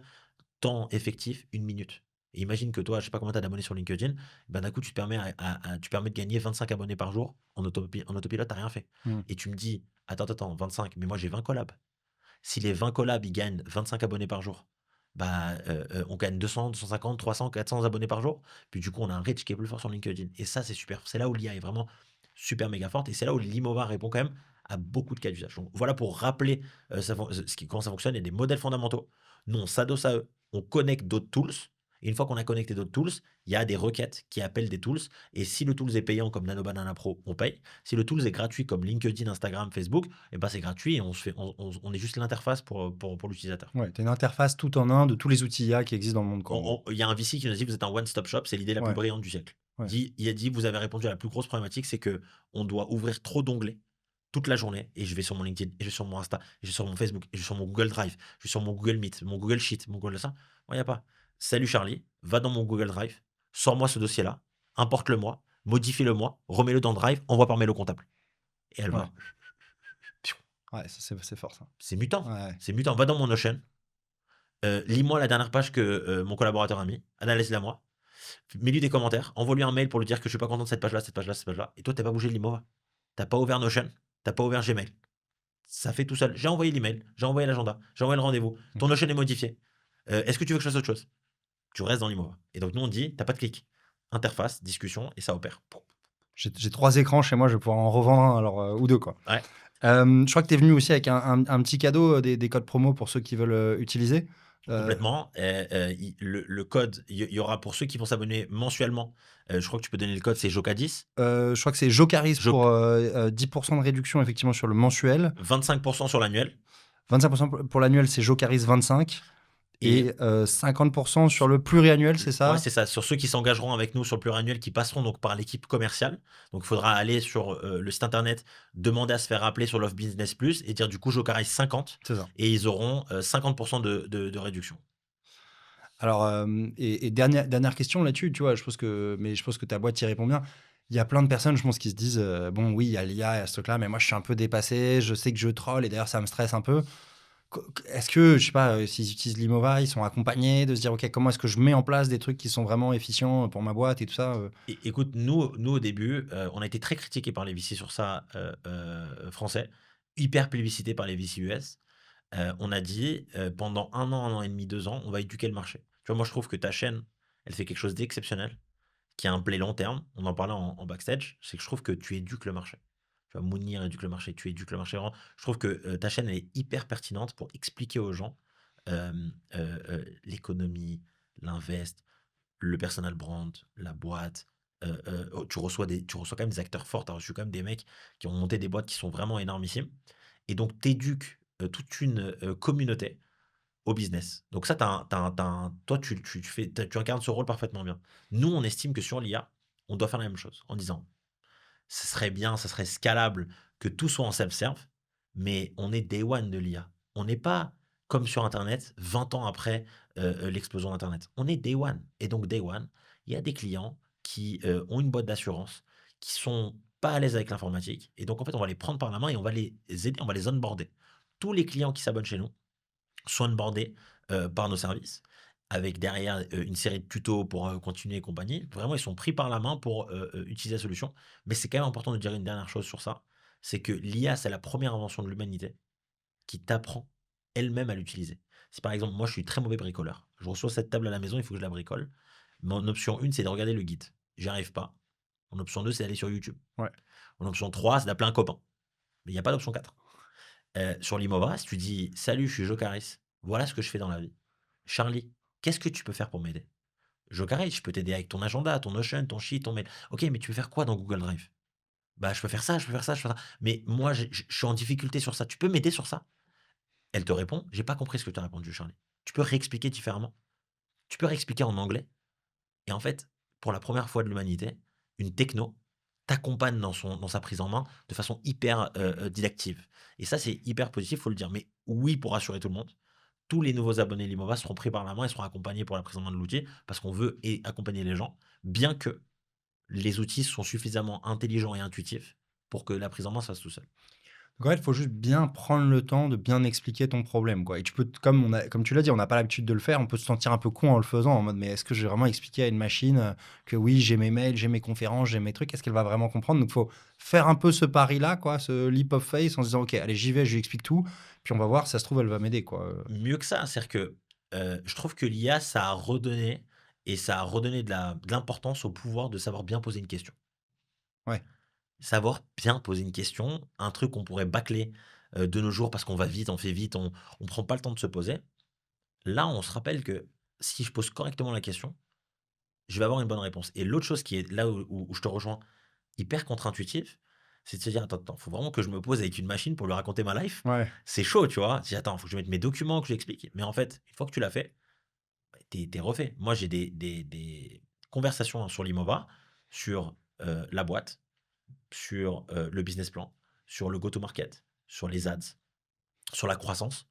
J'ai vraiment une tonne de chats entraînés, mais c'est un bonheur. C'est comme un associé. Hmm. Vraiment, je pèse mes mots, c'est comme un associé. C'est un challenge qui est hyper pertinent, hyper fort, hyper enrichissant. Et puis, Joka, il est 1 heure, tu as une insomnie, tu as besoin de parler. Je te dis pas que c'est ton ami, on s'en fiche de ça. Pour moi, c'est un tools. L'IA, et ça ne doit rester qu'un tool. Ça n'a jamais outrepassé cette fonction-là. Mais il est 1 heure, tu as d'un coup une pensée pour l'event d'après. Tu as envie de le challenger tout de suite. Tu peux. Ouais, Là où avant, c'était bah, attends 9 heures du matin pour parler à ton assos, tu vois. ouais. Et du coup, quand tu arrives à 9 heures du matin avec ton assos, t'es prêt. Je parle, attends mec, j'ai parlé 2 heures avec John, je t'explique le go-to-market qu'on va faire, on Ouais. va faire comme ça, comme ça, comme ça. Et franchement, moi je trouve que on vit dans une époque qui est incroyable là-dessus. C'est trop bien. Bon, en tout cas, tu le vends très bien et ça me donne très envie d'essayer. Alors, on a beaucoup parlé du produit. Si on reparle un peu de l'histoire de Limova, tu dis que la boîte a failli mourir 3 fois. Ouais. Est-ce que tu peux donner des exemples? Et est-ce que tu peux dire aussi, voilà, pour ceux qui sont entrepreneurs, qui veulent se lancer, c'est quoi les plus gros risques pour une boîte, les trucs qui font que les boîtes meurent, quoi? Écoute, la première fois, c'est quand l'Imova est sorti, on a eu une très grosse traction et donc on a voulu faire les cons. On a voulu accélérer en marketing, sauf qu'à un moment donné, quand t'as pas de MRR qui tourne, nous, tu sais, quand on a levé 650 000 euros, on était sûr qu'on avait fini le jeu. Genre, pour nous, on avait battu le boss final, c'était gagné. Alors qu'en fait, et je pèse mes mots, 650 000 euros, c'est énormément, énormément d'argent. Mais à l'échelle d'un SaaS B2B qui veut faire croissance lumière, c'est rien du tout. Et Pour que quand, les gens se rendent compte, tu crames combien? Enfin, c'est parce que tu crames bah, quand quoi? tu, bah, quand tu crames 150 000 ou 200 000 euros par mois, Ouais, t'as bah, 3 mois, quoi. t'as Enfin, 3 mois. ouais. Et, Ouais. et ça, tu t'en rends pas compte au début parce que toi, tu vois des contrats. tu vois des nouvelles ventes sur Slack, nouvelles ventes, nouvelles ventes, nouvelles ventes, nouvelles ventes. Mais en fait, la nouvelle vente, à l'époque, déjà, on vendait 29 € par mois à ce moment-là. 9, 19, 29. 29 € par mois, même si à nouvelle vente, il ne se passe rien, hein. Ouais, ouais. C'est vraiment, en termes de MRR, c'est anecdotique. Et donc, en fait, on a burn vraiment fort. Et la croissance était super. Mais du coup, on n'avait pas assez de cash. Donc là, on fait une deuxième levée qui est en vrai, si vraiment on parle avec un peu plus d'XP, c'est vraiment un complément de la première. C'est Ok. plus qu'une deuxième. C'est salut les gars, vous nous avez donné 650 000, 400 000 en dilutif, 250 000 avec la BPI pour un projet. On a jeté le projet à la poubelle, mais vous inquiétez pas, on a pivoté. Le pivot, il est malin, regardez les chiffres. Et d'ailleurs, au demeurant, on a mis 4 mois à lever 400 000 euros. On a mis 2 semaines ou 3 semaines à lever 600. Parce que les invests ont remis au pot tout de suite. Ils ont Ok. revu la boîte, ils ont dit ouais, franchement les gars, de toute façon on vous l'avait dit que vous n'avez pas levé assez, on vous remet. Et BPI a remis 350. Donc franchement, on était mieux. Ça Mais c'est pour lever 600 quand tu burnes 200 par mois, tu viens de te racheter juste 3 mois, quoi. C'est et c'est là, ouais. bravo pour la question, c'est que nous on était en galère de cash, on relève 600, on repense qu'on a fini le jeu. Et là où on manquait d'XP de façon vraiment violente, je pense, on est des tueurs. Et c'est ce que Greg dit tout le temps. Vous êtes des tueurs en marketing, vous êtes des tueurs en sales, vous êtes des tueurs en acquisition. Vous avez besoin de vous structurer en product. C'est là où Greg est venu. Et on avait besoin aussi de se structurer sur une partie financière. Ouais. Parce que un mec comme toi, typiquement, tu aurais été notre associé. Tu aurais dit, les gars, 600, dans 3 mois, c'est mort encore. Et là, donc, première fois où on était KO, c'est décembre. Où on se dit, on burn, on burn, on burn. Là, le mec nous dit, dans un mois, on n'a plus de trésor. On relève 600, donc on a 3-4 mois. Deuxième moment où on a failli burn, c'est fin février, où là, on dit, les gars, vraiment, on n'a plus beaucoup d'argent. Et là, premier tournant, un invité que tu as reçu, mon associé va faire un mastermind chez Eric Larchevêque, Ouais. que je salue et que je remercie de tout mon cœur, qui dit à mon associé, vous êtes des imbéciles, vous vendez avec des sales, c'est super intelligent. Par contre, des sales, ça vend pas mensuellement. Les sales, ça vend annuel. Les mensuels, c'est pour le site internet. Les sales, il y a des commissions, c'est annuel ou rien. Nous, il nous dit ça au téléphone. Tu dis à Eric que je l'embrasse très fort. Dans 10 minutes, on a un contrat annuel qui tombe. Je change les prix, j'appelle le mec qui fait le site, je lui dis tu modifies comme ça, tu réduis 35% l'annuel, on fait une grosse opération annuelle. Je vais voir les sales, je lui dis le prochain qui fait une vente annuelle, 1000 € tout de suite. Quoi? Ils appellent les clients, ouais, relance, vente annuelle. Ok. Direct. On rappelle Eric Larchevêque, tu dis à Eric qu'on a fait une vente annuelle. Donc ça, ce moment-là où c'était chaud, la boîte, elle est remontée d'un coup. Parce que là, tu te mets à faire des contrats, tu prends 1 an d'abonnement, tu Ouais. respires. Et puis le MRR qui, mine de rien, était petit en décembre, mais quand même grimpé, hein. Décembre, janvier, février, mars. Et mars, c'est le premier mois où on se dit, on fait 80 000 € de chiffre d'affaires, dont 70 000 € de MRR. On souffle, on avait baissé le market. Eric avait dit à l'époque à mon associé, vous baissez le marketing. Vous dépensez 100, vous récupérez 80, vous avez 20 000 € de burn, vous n'avez pas 200 000 € de burn, vous avez 20 000 € de burn. Même si vous avez une boîte incroyable, Eric, très dur dans ses propos à l'époque, il dit si vous n'êtes pas capable de lever 5 ou 10 millions, bah vous faites avec ce que vous avez. Vous Ouais. n'avez pas beaucoup, vous vous débrouillez. Et donc là, on passe une période qui est plus calme en vente, parce qu'on baisse le marketing, mais la boîte commence à se structurer mieux, les features sont meilleures, on augmente le prix de vente, on vend de manière annuelle, et donc on génère un peu plus d'oseille. Puis la troisième fois, on a failli mourir, c'est quand on est avant Légende. Avant Légende, les VC nous disent allez, en gros, allez vous faire foutre. Et Légende, on met 80% de la trésor dans Légende. Et après, ça se passe bien. Et là, depuis, je te rassure, tout va Tout va très bien. bien. Ouais. Là on gagne beaucoup, beaucoup d'argent. On a fait 1 million au mois de novembre, on va faire 1,2 million au mois de décembre de chiffre d'affaires, avec un ARR projeté à plus de 3 millions, parce que je t'avais dit que on récupère front les 5 ans d'abonnement. Donc sur les pluriannuels, on fait quasiment 600, 700 000 € de chiffre d'affaires, ce qui est énorme. Alors ça, tu peux expliquer, donc tu as un deal où tu as un client qui s'engage pour 5 ans, mais donc il paye, mois par mois, quoi, pendant Ouais. 5 ans ou Mois par année par mois. année? Mois par mois. Mois par mois pendant Mois. 5 ans. Ouais. Mais tu as trouvé quelqu'un qui te fait une sorte d'affacturage et quoi, qui te dit: «Ah, le mec, il a signé pour 5 ans, je te les mets upfront dès maintenant». Et Contre une donc com. OK, En gros, il fait le même système que le leasing d'une voiture. OK, Lui, il dit, moi, je suis un partenaire leaser. Je ne fais jamais du software. Je ne fais que de l'hardware. Je t'ai vu dans Légende. Je vous ai trouvé d'une sympathie de ouf. J'ai kiffé votre boîte. Et comme l'IA, ça me parle, je vais être le premier à financer de l'IA. Et moi, je lui dis, mais je comprends pas, pourquoi tu paniques sur du software et tu paniques pas sur de l'hardware? Ça devrait être l'inverse. Il me dit, mais pourquoi tu penses ça? Je lui dis, mais mec, réfléchis. L'hardware, tu finances une voiture. Le mec, il la plante, il la vole, et machin. T'es dans la merde. une climatisation, une imprimante, ce que tu veux. Moi, c'est un SaaS, c'est un logiciel. Le mec, il paye pas, je lui coupe le SaaS. Mmh. Et là, il me dit, t'as raison, mais avec les banques, c'est compliqué. Mais bon, anyway, moi, je te paye upfront. Et donc, la visio, elle est ridicule. Je te promets, Joka. Il me dit, moi, si ça s'abonne 5 ans, je te paye les 5 années. Je lui dis, c'est-à-dire, il me dit, si le mec s'abonne 5 ans, je te donne 6 000 € hors taxe. Je lui dis, tu peux répéter encore une fois, s'il te plaît. Ouais. Combien de fois tu vas faire ça? Il dit, bah, le temps de fois que tu fais des abonnés 5 ans. Et je lui dis, mais mec, t'es fou. Je lui dis, mais si je fais 10 par jour, tu me donnes 60 000 € hors taxe par jour? Il me dit, je te donne 600 000 € hors taxe par jour. Je te rappelle, je peux vendre dans 5 ans juste une fois, juste pour voir? Il me dit, ouais, bah, de toute façon, prends ton temps, ça va te prendre une bonne semaine pour faire une vente. Pas du tout. On appelle les commerciaux. Premier qui fait une vente pluriannuelle, je vous explique comment on fait. Voilà le discours commercial. Vous dites comme ça, vous baissez les prix comme ça. 2 heures après, j'ai un bon pour accord. Je rappelle le mec. Salut, j'ai un bon pour accord. Il me dit, comment ça, t'as un bon pour accord? J'ai un bon pour accord pour 5 ans. Il me dit, mais on vient de se donner où? Je lui dis, mec, le produit est fort. Je te jure que sur 5 ans, on abonne les gens. Il me dit, bah, ok, c'est bon, bah, fais-en 2-3 autres et après, on voit. On refait les 2-3 autres le lendemain. On le rappelle. Grosse réunion, contrat, machin, etc. Et moi, je dis à mon associé, soit c'est un scam, et en fait, on va devoir s'excuser auprès des clients, on va leur offrir des cadeaux, etc. Soit c'est la boîte, c'est la métamorphose de la boîte. Et mon associé, pour lui rendre honneur, lui m'avait parlé de ce système-là il y a très très longtemps. Ça Et s'appelle comment? bah, c'est du leasing, Ouais. bah, c'est de la LLD, quoi, mais sous forme de software. Ça n'existe pas. Personne ne fait ça dans le SaaS. Et Et c'est quoi comme type d'acteur? C'est pas une banque, c'est pas un VC, c'est quand même une forme de banque. c'est une forme de banque. Ouais, OK. c'est une forme OK. de banque très proche de banque. Voilà. OK. Bon, c'est un acteur qui a qui fait 250 millions d'euros sur du financement comme ça et qui est adossé à des grosses banques, OK. quand même.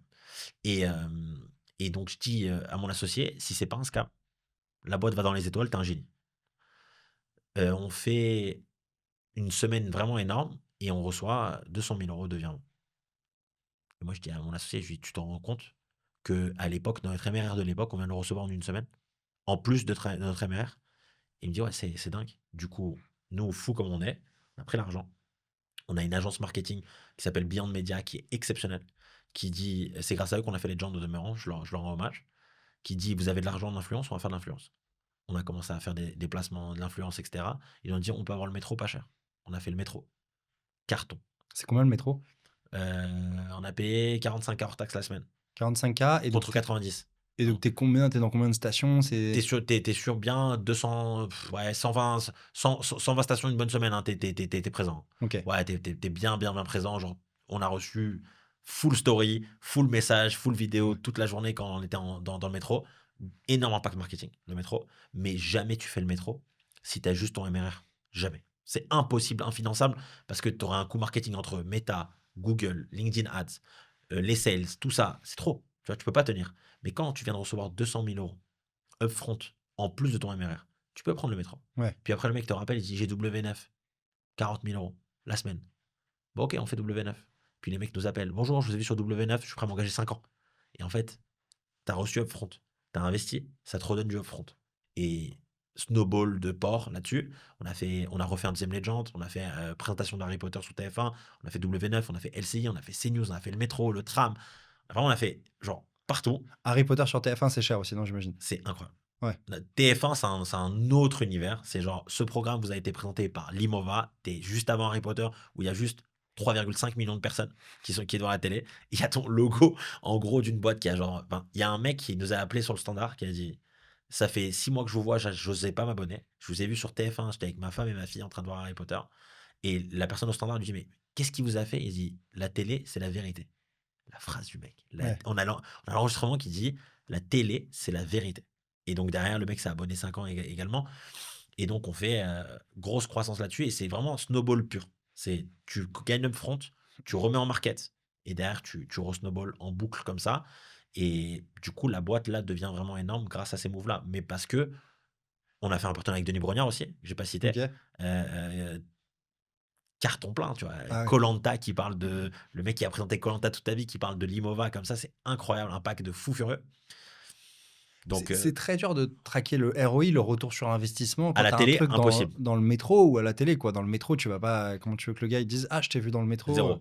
Tu essayes quand même quand les gens ils signent de mettre un menu déroulant en mode: «Vous nous connaissez d'où? Koh-Lanta, métro, Podcast Legend, machin» ou Alors, Legend,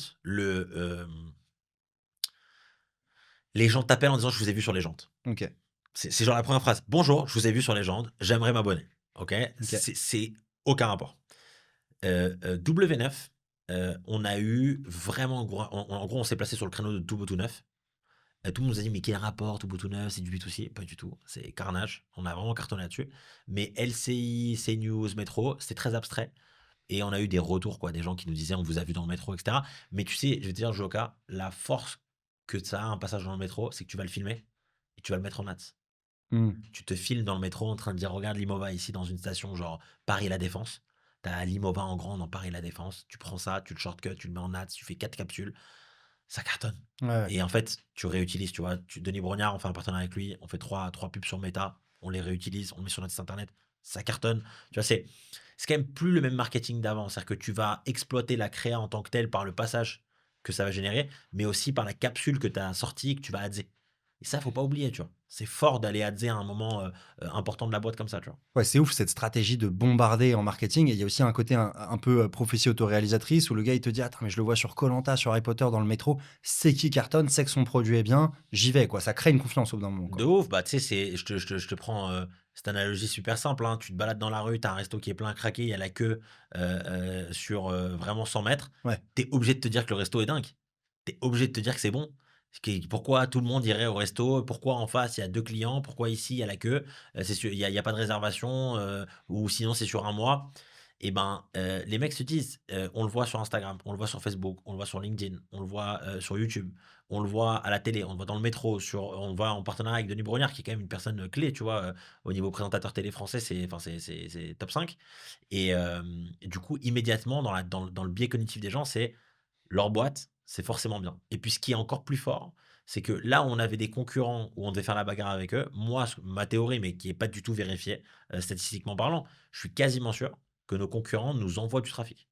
Parce que, tu arrives chez un concurrent, tu te manges ses cookies, tu scrolles, tu scrolles, tu scrolles, tu tombes sur moi. L'Imova, ça a l'air de te parler, tu cliques aussi. Il y a à côté, tu as, 15 avis Trustpilot, 4,2 de moyenne et inconnu au bataillon. L'Imova, 4,9 Trustpilot, 600 avis, télé, métro, Denis Brognard. Bon, bah, feu, tu vois? Ouais, J'appuie, ouais. je m'abonne. Et donc, je pense que d'avoir bombardé comme ça et le CEO d'un gros VC nous a dit: «On n'a jamais vu ça. Une stratégie aussi agressive où vous reprenez du cash, vous rebombardez, vous redépensez et cetera. On n'a jamais vu ça. Mais en même temps, c'est brillant parce que ça vous démarque de la concurrence». Moi, il m'a dit, ce CEO-là, il m'a dit: «Cette semaine-là, on m'a parlé 10 fois de l'Imova sans que j'ai eu besoin de démarrer de poser la question ou démarrer le sujet». Donc c'est quand même super, un super bon indicateur. C'est un bon conseil aussi pour tout le monde, c'est de le redire. Moi, je bassine les gens là-dessus. La vitesse, c'est le plus important. Il faut être rapide. C'est comme dans tout dans la vie, si tu es rapide, tu as de très grandes chances que ça se passe bien. Tu es rapide au foot, ça peut bien se passer. Tu es rapide à la bagarre, ça peut bien se passer. Tu es rapide dans le business, ça va bien se passer. Pas se torturer. C'est quoi la créa? Et est-ce que tu penses que le logo, on le met ici? Et est-ce que tu penses que l'ADA est respectée? Ça, c'est pour plus tard. T'es Facebook, t'es Instagram, t'es Google, t'es tout ça, tu peux te poser la question de ton logo, ta couleur. Quand t'es nous et nous, on est personne, on voulait aller vite. Et du coup, on a pris beaucoup de parts de marché en ayant été super rapide. Tu dépenses combien par mois aujourd'hui en France sur le marketing? Alors, octobre, novembre, décembre, ça a été exceptionnel parce qu'on a fait vraiment, télé, métro, tram, Denis Rolin. On a tourné quasiment à 500 000 € de dépenses market, Sur par 3 mois. mois? Non, Ah, non, par par mois? par mois, par mois. Ah ouais, Vraiment, on a dépensé beaucoup, beaucoup. On a généré beaucoup aussi, donc OK. mais on était à flux tendu. Moi aussi, il me disait: «On génère beaucoup, mais on dépense beaucoup, on est à flux tendu». Mais si vraiment, je devais donner une data beaucoup plus lissée, c'est 300 000 € par mois. Ouais, c'est énorme. C'est OK, énormissime. OK. Aujourd'hui, donc tu dis que tu as 10 000 utilisateurs, c'est ça, de la plateforme? Mmh. Ils sont tous en France? Non, pas du tout. On a 70 75 de notre base user qui est en France. On est très implanté en Belgique. Ça se passe super bien en Belgique, super bien en Suisse, super bien au Canada FR, Luxembourg. Tout ce qui est pays francophone, franchement, on a, sans avoir été très agressif, bien réussi, à s'implanter. Si on dépensait la même chose en France, dans ces pays-là, je pense qu'on ferait les mêmes résultats. Vraiment, on a un super retour. Les Belges, les Suisses, les Luxembourgeois nous disent que le produit est super, ça plaît, à tout le monde. Et on a, une espèce d'anomalie, un bug, un peu bizarre. On a eu beaucoup, Cameroun, Côte d'Ivoire, Maroc, Algérie, Thaïlande, Japon, Afrique du Sud, vraiment des gens qui ont pop, tu vois? Comme ça, un peu random, dans des pays et moi, ça m'a fait beaucoup de bien parce que je me suis dit: «Tu un mec qui s'abonne en Côte d'Ivoire, t'as un mec qui s'abonne au Cameroun, t'as un mec qui s'abonne en Australie, t'as un mec qui s'abonne en Afrique du Sud, t'as un mec qui s'abonne aux US, t'as un mec qui s'abonne en France, en Belgique, aucun rapport». Ouais, ouais. Aucun rapport. C'est-à-dire, pas du tout la même culture, pas du tout la même appétence tech, logiciel, pas le même pouvoir d'achat et ils s'abonnent et donc ça, je dis à mon associé, il y a un gros, gros sujet, international. OK et en plus, ouais, ça te crée des ambassadeurs un peu partout, qui Grave. vont faire du bouche à oreille, donc Ouais. c'est ouf, quoi. Ouais. Tu as envie d'attaquer le marché US, là? Ouais, mais d'ailleurs, grâce à des émissions comme les tiennes, grâce à des podcasts comme les tiens, grâce à des podcasts tout court, Guillaume, Moubèche, très inspirant là-dessus, où il te dit, «Mec, genre moi j'étais un Français qui parlait anglais avec un accent français, en France et j'ai réussi à faire 70-80 de la croissance aux US».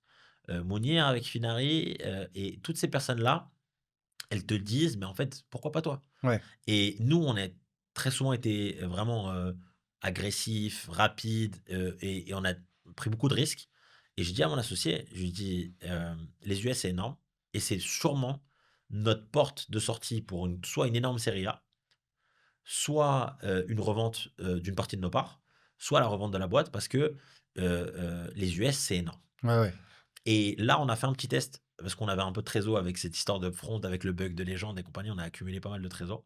Et donc, j'ai dit, viens, on met un tout petit budget sur les US. On met un ou deux sales qui parlent anglais. On leur donne quelques leads un peu tard le soir, juste pour vérifier le marché. On envoie un peu de budget et puis je vois deux, trois contrats par jour qui pop comme ça, random. Je dis, ah, c'est quand même deux, trois contrats. Tu te rappelles pas à l'époque, on est personne aux US. Je dis, à l'époque, on galérait en France pour faire nos deux, trois contrats comme ça, un petit peu avec un budget si faible. Puis c'est monté, et puis ça. Et j'ai donné quelques leads aux sales. Et là, all in all, sur tous les leads distribués, sur les visios qu'il y a eu, c'est-à-dire entre un sales et un américain, en visio, il y a 70% de taux de conversion. Sur un tout petit budget, tout petit échantillon, on parle de moins de 100 clients. Donc c'est pas du tout représentatif de ce que va être le taux de conversion aux US. Mais j'ai dit à mon associé, «Frérot, si on fait un tel taux de conversion aux US avec des sales, on peut répliquer la France fois 10». Donc là, du coup, on a acté les choses. Donc là, on est trois, il y a Ariel, Réoven et moi. On a acté qu'on allait dépenser 150 000 euros aux US par mois, 100 000 euros d'ads, 50 000 euros d'influence et autres. On a pris 4 sales où ils vont faire Canada, US, US et UK.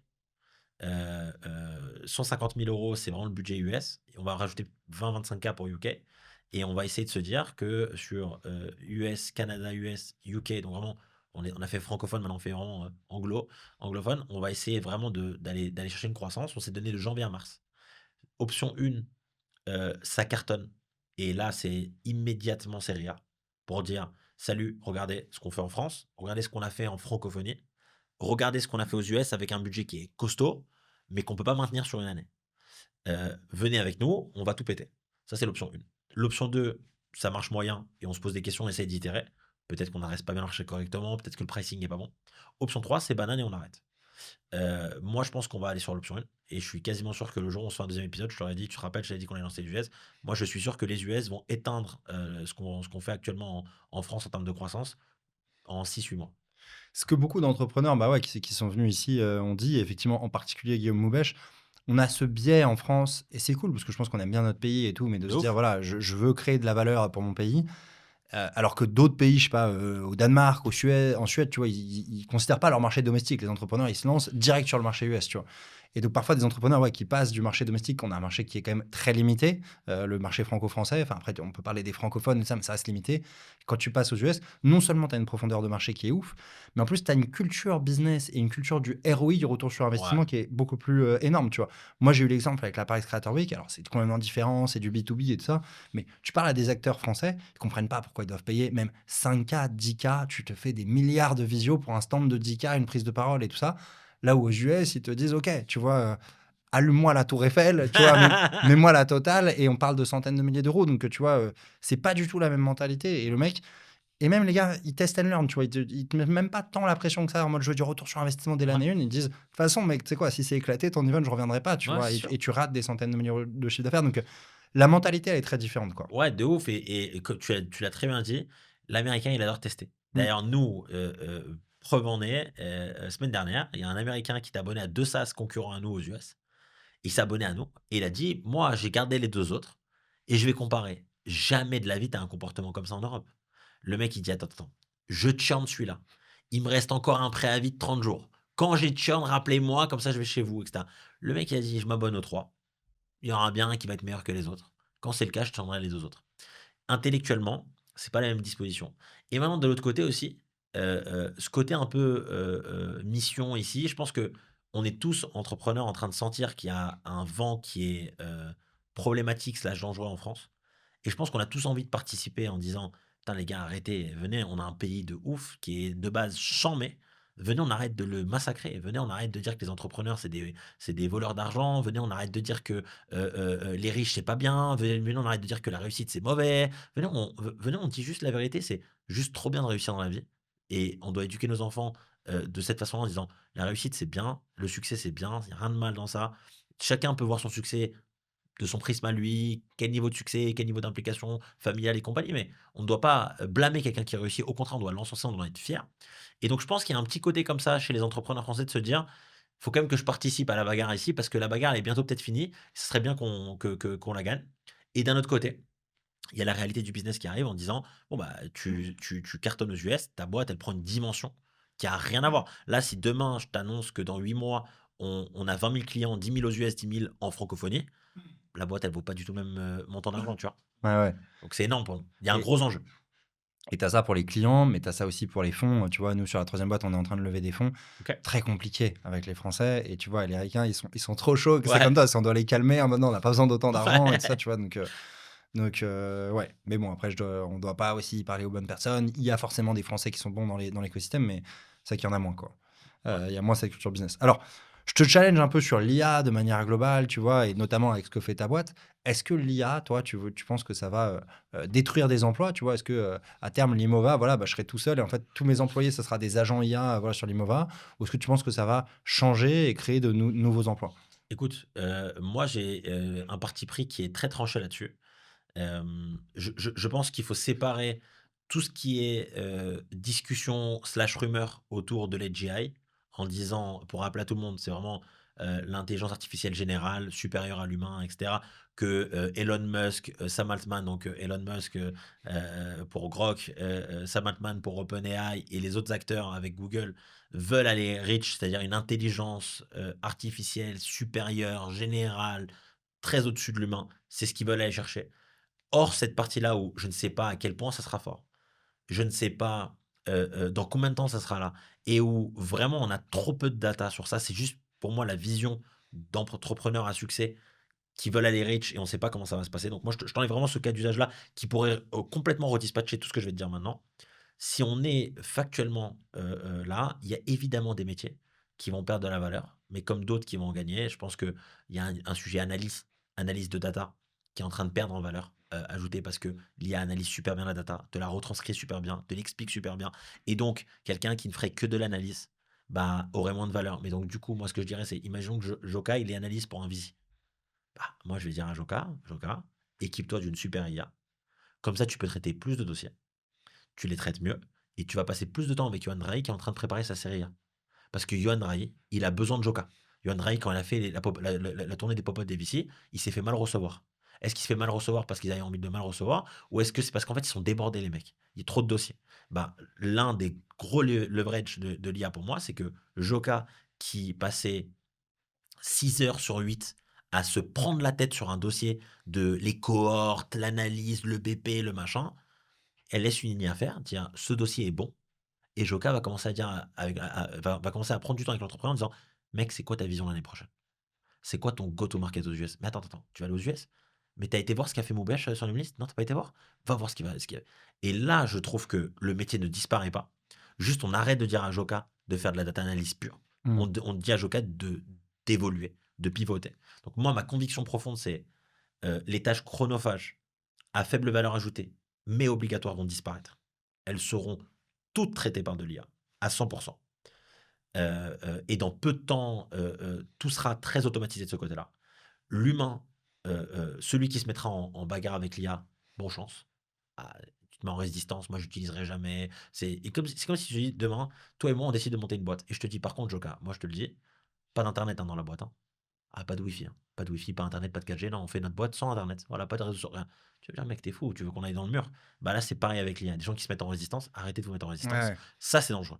Ça, quelqu'un qui dit, moi, j'utiliserai jamais d'IA dans ma vie, lui, il peut considérer qu'il prend de très grandes chances d'avoir une problématique à se faire licencier, remplacer et autres. Quelqu'un qui dit, moi, mon métier a pivoté, j'étais community manager. Mon job, c'était de m'occuper des réseaux sociaux de Joka. Je ne faisais que ça. Limova arrive avec John. John me fait tous mes posts sur les réseaux sociaux. Tu pourrais faire un raccourci en disant la personne qui fait du community management, elle saute. Moi, ce que je te dis, c'est Joka. Elle, elle passait ou il passait 8 heures par jour à faire des posts sur les réseaux sociaux. Ok. Il ou elle va passer 1 heure par jour. Les 6 autres heures, elle va aller faire du travail proactif. Par exemple, elle va aller rappeler les créateurs qui t'ont pris des stands à ton event. Salut, je suis la community manager de chez Joker. Comment s'est passé l'event pour vous? Vous avez un bon ROI? Ouais, super. Vous nous laissez un petit avis? Trustpilot, Google, machin, vous nous faites un petit mail de témoignage, on fait 10% sur l'année prochaine. Et c'était quoi les plus mauvais retours que vous avez à nous faire? Et qu'est-ce qui a cartonné pour vous? Merci, au revoir. Cette action-là, où elle t'aurait dit, Joka, je peux pas, je dois gérer ton Insta, ton TikTok, ton Ouais, ouais, machin. ouais. IA. Et là, elle va aller te ramener de la valeur. Ça, c'est ma conviction profonde. C'est l'IA va redimensionner le poste des gens. Point. Deuxième conviction, sauf si tu voulais réagir peut-être, Non, Louis? non, non, je suis 100% d'accord avec toi. Je pense que à moi, à chaque fois, et moi le premier, on dit tous, on est sous l'eau. Et en fait, mon taf toute la journée, c'est de me dire quels sont les trucs méga prioritaires. Et même toutes les priorités, je peux pas les traiter parce que si tu as deux priorités, c'est que tu n'en as pas. Donc en fait, j'ai qu'une priorité, je la fais, puis une autre, puis machin. Ouais. Et il y a plein de trucs où je pense que quelqu'un qui analyse ma boîte me dirait, mais tu trolls, tu fais pas ça. Tu rappelles pas tes clients pour savoir s'ils sont contents ou pas. Tu es un énorme troller. Ouais, mais parce que j'ai ça. Est-ce que je peux ne pas faire mes vidéos? Bah non, tu es obligé de faire tes vidéos. Est-ce que je peux ne pas faire mes conférences? Est-ce que je peux pas répondre aux interviews des journalistes? Donc en fait, il y a tellement de trucs prioritaires avant que tu as raison, je le fais pas. Et donc je suis complètement d'accord avec toi. En fait, on sortirait la tête de l'eau et on se dirait, mais il y a des trucs basiques que je devrais faire et que je faisais pas avant parce que j'avais pas la capacité de le faire, quoi. Et donc, l'IA est censée te permettre au mieux de tendre vers ces tâches-là que tu laisses de côté. Et moi, je prends beaucoup d'exemples là-dessus, parce que moi, là, je t'ai fait le feedback sur l'event que tu as fait, parce que c'est mon côté sales qui me dit, j'ai vendu un stand 10K à quelqu'un. S'il est content, je l'engage tout de suite pour l'année prochaine avec un Ouais. discount. Je prends du feedback, comme ça je m'améliore pour l'année prochaine, mon event est meilleur. Mais ça, c'est mon côté sales. Mais ce côté sales-là, tu ne le fais pas parce que tu n'as pas le temps. Et ce temps-là, il faut que tu arrives à le donner à une IA. En disant, ça, c'est tout ce que je fais dans une journée qu'une IA pourrait faire. Mm. Je donne. Et je le duplique à mes collabs. C'est pour ça que je te dis que l'Imova, c'est un espèce d'énorme workspace où tu mets aux gens. Et du coup, toi, tu vas pouvoir, toi, Joka, en tant que patron et entrepreneur, dire, oh les gars, moi, je vais vous donner un outil. Vous gagnez tous 5 heures par jour. Donc là, l'idée, c'est pas d'aller faire de la guitare ou quoi que ce soit. L'idée, c'est que ces 5 heures-là, venez, on les réaffecte. Et en plus de les réaffecter, ce qui est kiffant pour les salariés, ce qui est kiffant pour toi, c'est qu'on les réaffecte à des tâches qui sont kiffantes. C'est cool d'appeler un client en disant comment tu as trouvé l'event. C'est bien plus cool que de faire le découpage d'une photo pour ta story Insta. Ouais, ouais. Ça, ça a de la valeur parce qu'il faut que ça aille sur Insta, mais ça a pas forcément. Si une IA, elle te dit qu'elle te fait pixel perfect ton post Instagram, pourquoi tu veux le faire avec un humain? Laisse-la faire. Et laisse l'humain aller faire quelque chose que l'IA ne peut pas challenger. Et donc ça, c'est vraiment ma vision. Et la deuxième vision que j'ai autour de l'IA, c'est que je pense qu'il y a des boîtes qui ne peuvent pas embaucher, qui doivent prendre tous les tools d'IA pour croître. Quand elles vont croître, elles doivent embaucher. Et en embauchant et en utilisant l'IA, en faisant leverage sur l'IA, elles vont tout avoir des salariés qui vont traiter des tâches à haute valeur ajoutée. Donc, de facto, de la richesse, donc de la croissance. Nous, Limova, on est passé quand même de 4 founders à 46 collaborateurs. On est 46. Et pourtant, on est une boîte d'IA. Mais par contre, on est partout, tout le temps, très présent, parce que tous les collaborateurs sont dans des workspace Limova. Tout le monde bosse avec Limova toute la journée. Personne ne fait une action à faible valeur ajoutée sans Limova. Interdit. C'est règle dans la boîte. Et Marocco pour toi, mais Marocco pour tout le monde, c'est prenons un week-end pour identifier les tâches où on troll. Posons-nous la question de pourquoi on les abat pas. Et mettons vraiment les actions sur une feuille ou sur une IA, tu vois, en disant voilà ce que je fais. Ça, il faut que ça saute. Et déployer avec tes 25-30 collaborateurs, toute ta boîte va accélérer. D'un coup, nous, on a des clients qui nous rappellent en disant Ouais. ça va, merci. On a un client qui a 120 salariés. Les 120 sont sur Limova. Le mec nous a appelé juste merci du fond du cœur. tout le monde bosse beaucoup mieux, beaucoup plus vite. Et en plus, tracking du travail. Donc, ça, c'est ma vision sur l'IA et sur le remplacement, pas le remplacement, etc. Je te dis, hors AGI, qui pourrait tout redistribuer en fonction de ce que sera la puissance du produit, tu vois. Mais là, dans ce qu'on a actuellement, c'est ma vision claire et nette. Ce serait hyper intéressant, effectivement, de voir les feedbacks des gens sur les mobiles. On peut les trouver où, quoi? Sur le site ou sur les avis Ouais, bon, les gens sont trop gentils avec nous, service client au top, produit super, machin, sur Trustpilot. Mais ça, c'est un avis où tu sens que le mec il a envie de te faire plaisir parce qu'il a kiffé le produit. Ouais. Mais les vrais avis, tu les as sur une visio de débrief avec le mec où il te dit non, mais là, vous vous rendez pas compte, nous, on pensait pas. Je te donne un très bon feedback. Le mec fait de la climatisation, il est en canicule. Et il m'a expliqué que cet été, il a beaucoup plus cartonné grâce à un de nos agents. Je dis: «Ah bon, pourquoi?» Il me dit: «Parce que Yoann, tu peux pas imaginer» et moi, ça fait 20 ans que je fais ça. Il m'a dit comme ça: «Je ne pouvais pas imaginer quelles étaient les angoisses et les préoccupations d'un client à 23 heures en canicule». Je lui dis: «Il y a une grosse canicule cet été». Je lui dis: «Mais c'est quoi tes angoisses?» Il me dit: «Bah, le mec, il va sur mon site internet. Il est 23 heures et il meurt de chaud. Normalement, il fait me faire rappeler par un conseiller». Et du coup, il attend le lendemain et entre-temps, il a été voir la concurrence, il s'est fait rappeler par quelqu'un d'autre. Là, ils ont été sur le chatbot que tu as déployé grâce à Limova. Salut, j'ai 25 mètres carrés, je prends quoi comme machine? 2500 watts? Ok. Paiement, add to carte, paiement, carte bleue rouge. Ouais, OK. Minuit, 1 heure du matin, 2 heures du matin, anglais, français, tout ce que tu veux, allemand. Oui, j'ai un grand salon et une chambre. C'est quoi la meilleure clim? Donnez-moi les mesures. Donne les mesures, prends un bisplit, prends un trisplit, à ce prix-là. Le mec, il voit, ok. Et après, il dit, ouais, mais le raccord union, question très technique, je prends lequel? C'est quoi? Va mesurer. Tu prends celui-là. À tout carte, à tout carte, à tout carte. Et il m'a dit, je n'ai jamais vu autant de ventes entre 23 heures et 4 heures du matin. Jamais. Ouais. Juste parce que tu as un agent qui a conseillé les gens dans leur phase un peu, tu sais, quand il fait 40 degrés, qu'il est minuit, que tu n'as pas de clim, tu es en train de péter les plombs. Ouais, tu pètes les plombs. Tu pètes les plombs. Ouais. Et ce pétage de plomb à minuit, le mec, il a besoin d'avoir une réponse. Ouais. Et quand l'IA lui répond, ça change le comportement utilisateur. Ça, c'est un feedback énorme qu'on a eu de conversion. Et après, le reste, C'est incroyable. le plus gros feedback qu'on a eu vraiment, c'est le quotidien. Je vais dans mon Stripe, donne-moi le chiffre d'affaires de ce mois-ci, compare-le avec l'année dernière, explique-moi la différence de croissance. Voilà, je te prends un autre exemple, un autre use case business hyper intéressant. Deux frères, deux énormes concessions automobiles, 150 millions d'euros de chiffre d'affaires. Il va dans le logiciel des ventes, il dit quel est le modèle le plus vendu cette année? Quel est le modèle le plus vendu l'année dernière? Ok, quelle est la plus grosse baisse de croissance d'un des modèles? Et il annonce, disons, Peugeot. Il dit Peugeot. Il appelle le directeur sales. Mec, pourquoi Peugeot, on en vend moins cette année? Il dit, mais patron, moi, on m'a dit. Donc le moi, on m'a dit. Il me dit, mais qui c'est qui t'a dit? Non, bah moi, on m'a dit. Mais dis-moi qui c'est qui t'a dit? Non, je me rappelle plus dans une réunion. On m'a dit qu'on mettait moins les Peugeot en avant et qu'on allait plus sur Merco. Il dit, mais moi, je n'ai jamais dit ça. Et donc le mec me dit, Johan, rendez-vous compte, je suis patron avec mon frère de concession automobile. On fait 150 millions. Je ne savais pas quels étaient les véhicules les moins vendus. Et là, apparemment, il y a eu un on-dit dans ma boîte pour mettre en recul un véhicule qui, pour moi, était prioritaire dans mes ventes. Je lui dis, ok, mais je suis trop content de vous avoir aidé là-dessus. Il me dit, mais ça m'a pris 1 minute 30. Il me dit, donc pendant tous les jours le matin, il m'a dit, je prends mon café, analyse des ventes, analyse de la performance. Ça va dans le logiciel de vente, ça sort un tableau en 2 minutes. D'habitude, tu te demandes à ton DAF qui te fait un tableau, l'extraction, le truc, là, je te le commente. Rien du tout, Ouais. l'IA, elle te sort. Tu le chases pendant 3 semaines, il Ouais, te dit: «Mais j'ai d'autres prios, non, je peux ça». pas, attends, Ouais. mec, tu me dis ça, mais moi, tu te rends pas compte, l'euro-dollar, faut que je fasse les taux de change, là, Ouais. bordel. Là, IA, entrée. Il attend, il boit son café, une gorgée, deux gorgées, réponse. On Ouais. vend moins de Mercedes que de Peugeot, on vend plus de Peugeot. Bah, il a la data, il appelle. Et il m'a dit, j'ai réglé un énorme problème majeur, 2 minutes de requête. Ça, c'est super fort. Ouais. Ça, c'est mutant. Donc voilà, je peux donner Ouais, non, plein mais d'histoires comme ça. bon, on te souhaite, ouais, beaucoup de réussite. Le potentiel, enfin, il est incroyable, quoi. Ouais. Si les US, ils se chauffent et tout, j'espère que tu me parleras encore après, quoi. C'est sûr.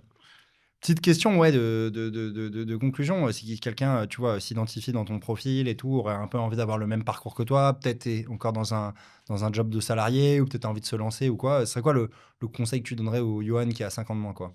Écoute, premier conseil de Y Combinator, YC, launch now.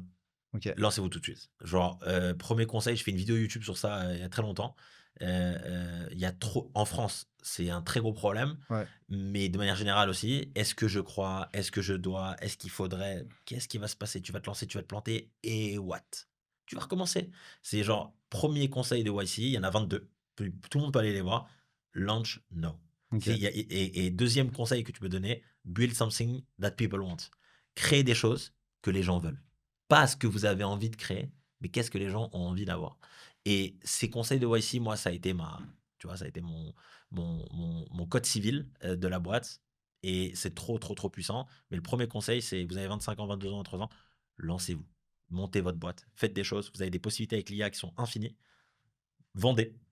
Et euh, surtout pas surinterpréter le logo, le site, la charte, l'ADA. On s'en fiche. Prenez un produit, MVP, go to the market. Salut, je te vends ça, qu'est-ce que t'en penses? Il met la carte bleue, ça marche. Il met pas la carte bleue, pivote et rechange le produit. Et rechange le produit. Et le seul indicateur, c'est pas ta famille qui te dit oh, idée de ouf. Ouais, ouais. Ça, c'est zéro. La seule indicateur, c'est oui, carte bleue, Apple Pay. Si ça fait Apple Pay, c'est que le produit il plaît. Ouais. Sinon, on recommence. Jusqu'à trouver. Ça, c'est le meilleur conseil que je peux donner. Alors, pour la petite anecdote, lance-toi maintenant. C'est le même conseil qu'a donné Lena Situation sur la première conférence à la PCW. Donc, C'est vrai? ouais, c'est bon. Je savais pas. Ouais. Enfin, je lui demandais à la fin un conseil qu'elle pouvait donner. En fait, tu vois, sur le contenu, c'est la même chose. Tu te dis, putain, ça va être cringe, ça va être nul mon contenu et tout, De j'ose ouf. pas. En fait, fais-en un, tu as des commentaires. Le deuxième, c'est qu'il soit un peu meilleur et ainsi de suite, tu vois. De ouf. Mais si tu te lances pas, tu commences pas, quoi. Bah écoute, Johan, merci beaucoup. Merci, Merci à ceux qui sont encore là. Voilà, on vous met tous les codes promo, tous les liens en descriptif. Et puis, n'hésitez pas à nous dire ce que vous en avez pensé de cet épisode Métier de rêve business avec Johan de Limova.